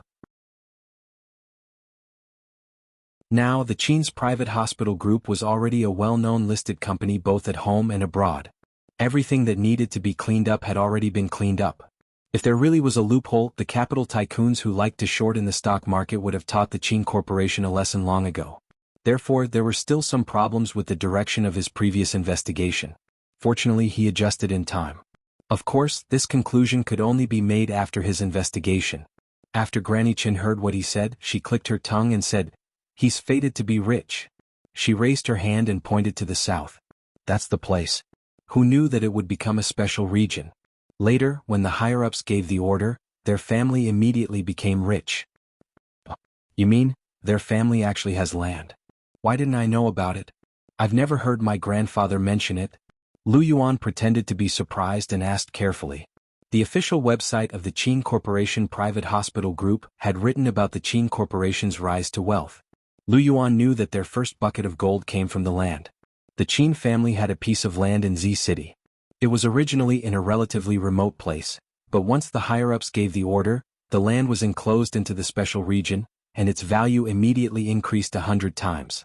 The old master of the Qin family, Qin Beoi, was a very bold and insightful person. He used this land as collateral and borrowed a huge sum of money from the bank to build the first private hospital in the country. Previously, Lu Yuan didn't care about this experience, but now that he thought about it, there were some problems. The Qin family had been poor before. Old Master Qin Beoi, was the first generation to be able to make a fortune. That was after the establishment of the Wuxia Empire, when the country began to develop its economy. It wasn't a large family with a deep foundation. How could such a family have their own private land in Z City?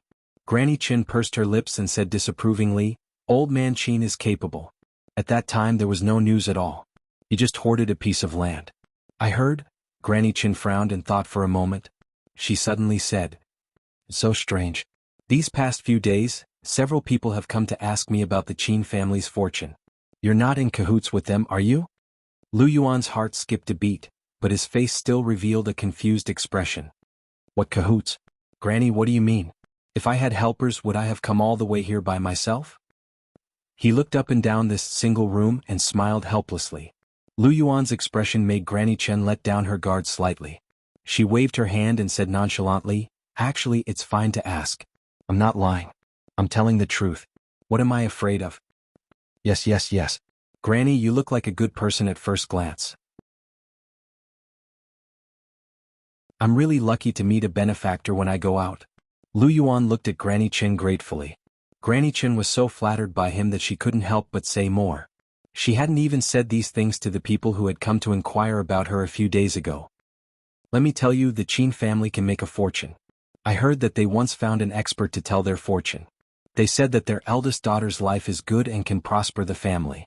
Look, isn't it all coming true? The eldest daughter of the Qin family might be able to do it now. I heard that she's a great doctor and also a great scientist. I'm not convinced by old man Qin at all, but I'm convinced by this eldest daughter. As Granny Chen spoke, she took out her phone and opened it for Lu Yuan to see. Look, this is the eldest daughter of the Qin family. She's very capable. Granny Chen showed Lu Yuan a photo of Qin Yaoguang wearing a green mask and a white coat, doing an experiment. Lu Yuan pointed at the photo and made a dumbfounded expression. This is the eldest daughter of the Qin family? I thought she had the same name as my relative's daughter. So she's my relative's daughter. Ha! You're so muddle-headed. Granny Chen laughed so hard that she looked like she was in a good mood. She was getting old, and once she started talking, she couldn't stop herself. She nagged, "I heard from my old man that old man Qin took a fancy to that piece of land, but they didn't want to sell it at first. Later, he went to have his fortune told and said that his eldest daughter would prosper the family, so he brought his daughter to Sea City to talk to someone. Finally, he succeeded and bought that piece of land." Lu Yuan's heart skipped a beat. The original owner of that piece of land was from Sea City? Yes, I heard that it used to be a big family, but I heard that in the early years, everyone else in that big family went abroad and only their family stayed. You know what happened after that? Why did they sell the land? Such a good place, even if it wasn't enclosed into the special economic zone, it's still land. It's worth too much money. Lu Yuan nodded calmly. I also think that the Qin family is quite lucky. Even if they're willing to sell it, they have to have the money to buy it. No matter how cheap it is, they won't give it away for nothing, right? Granny Chen was stunned for a moment and subconsciously said, "That's right. Where did old man Qin get the money to buy the land?" Their attention was attracted by the Qin family's low-price hoarding of land, and then the soaring price of land. However, after careful consideration, they knew that this low-price hoarding of land was untenable. No matter which era, land was a scarce resource. The so-called low-price hoarding of land was also relative to the current era. Under the price conditions at that time, the purchasing power of 10,000 yuan was equivalent to the purchasing power of 1 million yuan now. So the question went back to the original point. Where did the Qin family get the initial capital to buy land in the first place? Lu Yuan recalled the history of the Qin family's rise on the official website and asked, "I heard that Qin Bei used to open an orphanage?" Yes, his orphanage was opened around the same time as our hotel. It's been almost 100 years. He's a loyal person and has a group of brothers under him. Granny Chen pursed her lips again. It's a pity that my old man isn't as smart as him. He's already the boss of a big company, but our family is still guarding this small hotel. Lu Yuan knew what was going on. He exchanged a few more pleasantries with Granny Chen and yawned appropriately. Granny Chen quickly said, "Look at me, an old woman. I can't stop talking. It's already very late. Go to sleep, go to sleep." After Granny Chen left, Lu Yuan climbed onto the bed, closed the door and began to text Hua Xiaoheng. Find out who the Qin family bought that piece of land in Z City from. Hua Xiaoheng was still awake at this time. When he heard his phone vibrate again on the bedside table, he casually took it and swiped it open. When he saw this message, he immediately sat up on the bed. The Qin family's land in Z City? It should be the real headquarters of the Qin Corporation's private hospital group, right? This was today's second update, Chapter 1753, The First Bucket of Gold. There were 2 updates today. A reminder for everyone's monthly votes and recommendation votes. Moi, everyone, little angels.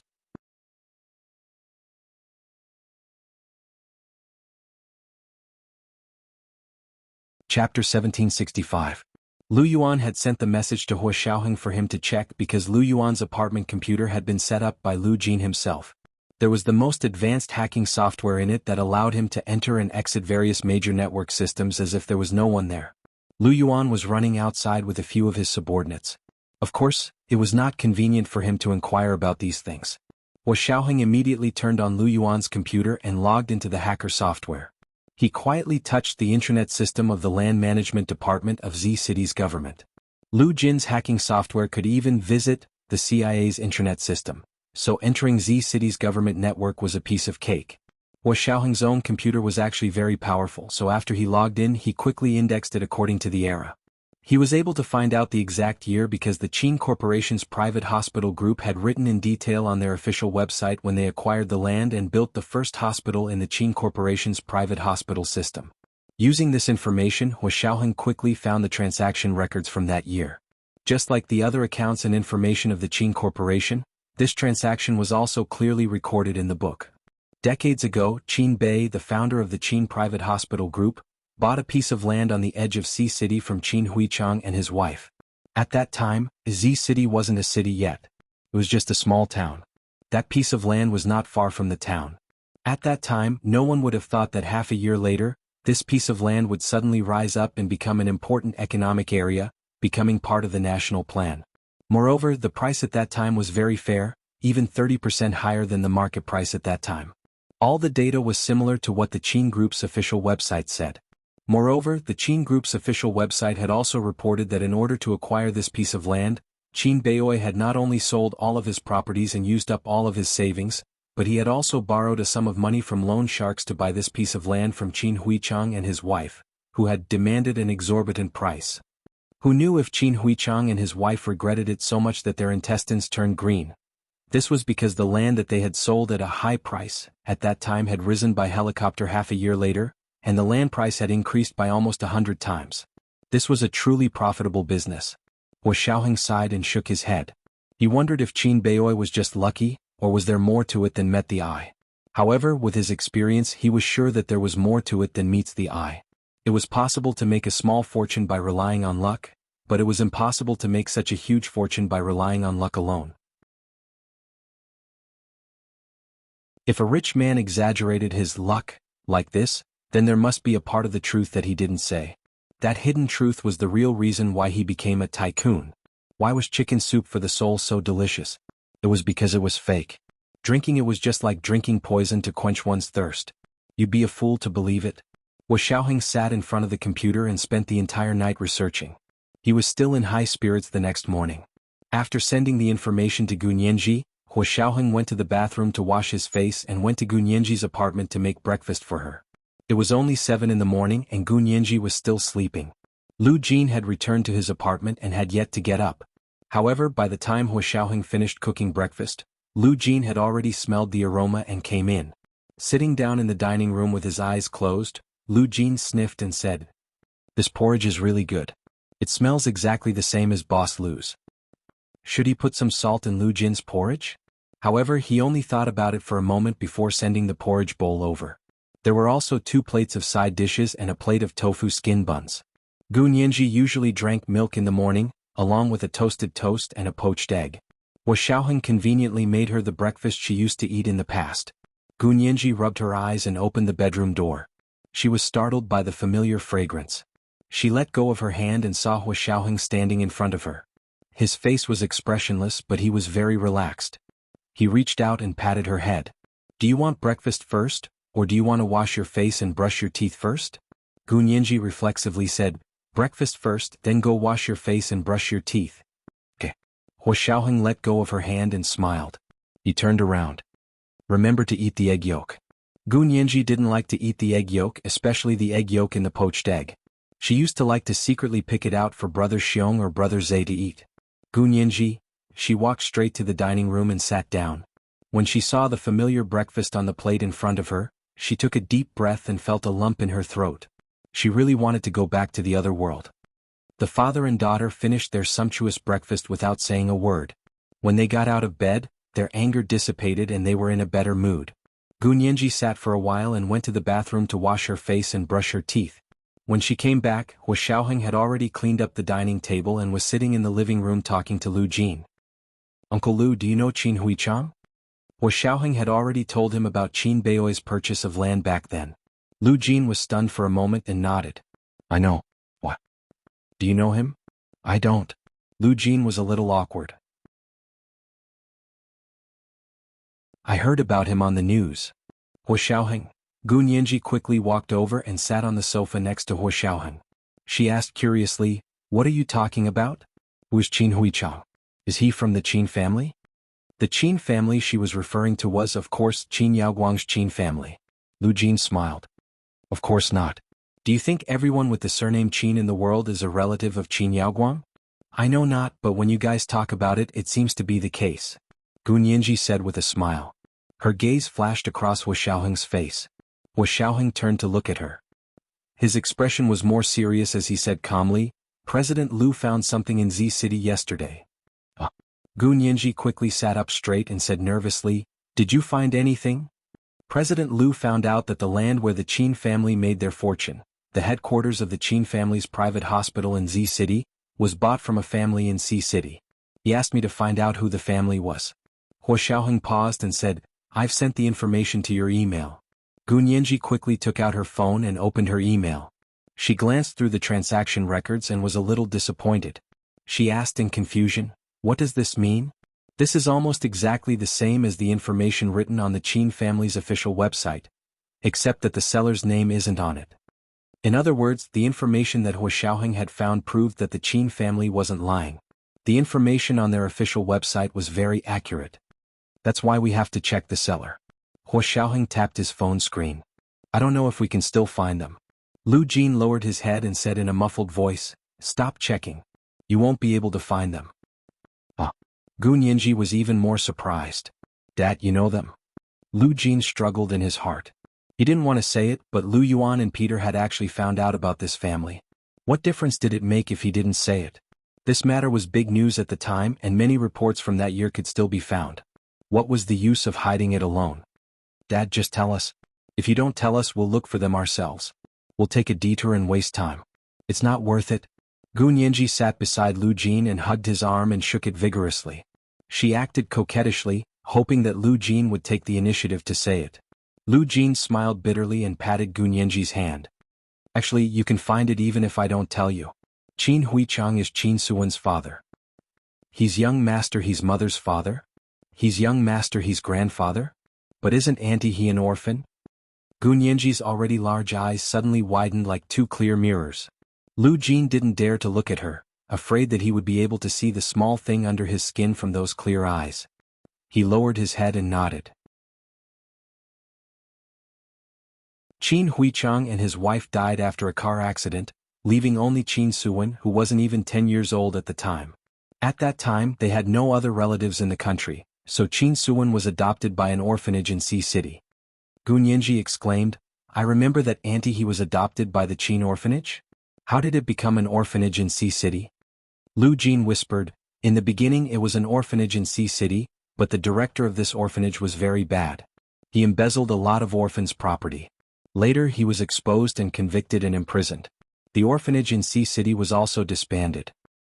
After the orphanage in C City was disbanded, the Qin orphanage opened its first branch in C City and accepted all the children in the orphanage in C City. Because of this, the Qin orphanage's reputation in the country suddenly rose, and even the Qin private hospital became a symbol of benevolence." Lu Jin laughed mockingly. "Gu Nianji, Qin Huichang and his wife died in a car accident right after selling the land? Isn't that too much of a coincidence?" Gu Nianji couldn't help but think of a conspiracy theory. Because Qin Yaoguang and Qin Beioi's family didn't give her a good impression, she subconsciously thought of them in a bad way. Lu Jin shook his head and said, "The police have investigated this matter. Qin Huichang and his wife's car accident has nothing to do with Qin Beiyoi." Gu Nianji flipped through the information. After a while, she nodded slowly and said, "That seems to make sense. Because Qin Huichang and his wife had an accident after they sold the land. Qin Beiyoi paid for it with real money. If he wanted to kill Qin Huichang and his wife and take over their land, he could have done it before they bought it. He wouldn't have had to borrow from the loan sharks." "Yes, that's not the reason," Lu Jin said with a wooden face. We didn't find out about this at the time. Then what's the reason? Gunyanji was very curious. It was Qin Suwen. She told the police that her parents had been drinking and had an argument in the car. Later they argued and scuffled, causing the car to lose control. In other words, drunk driving. Gunyanji, Hua Xiaoheng looked up in surprise and asked, Qin Suwen was also in the car at the time? Yes. She was burned. Lu Jin tried his best to control his expression. But her life wasn't in danger. Because of this, after the investigation for a period of time, there was no new progress, so the case was withdrawn. Lu Jin looked up and his expression had returned to normal. Gunyanji happened to exchange a look with Hua Xiaoheng and didn't notice the flash of sadness in Lu Jin's eyes. This was the first update of the day, Chapter 1754, A Person's Concealment. There were 2 updates today. A reminder of everyone's monthly votes and recommendation votes. The second update was at 8 o'clock in the evening.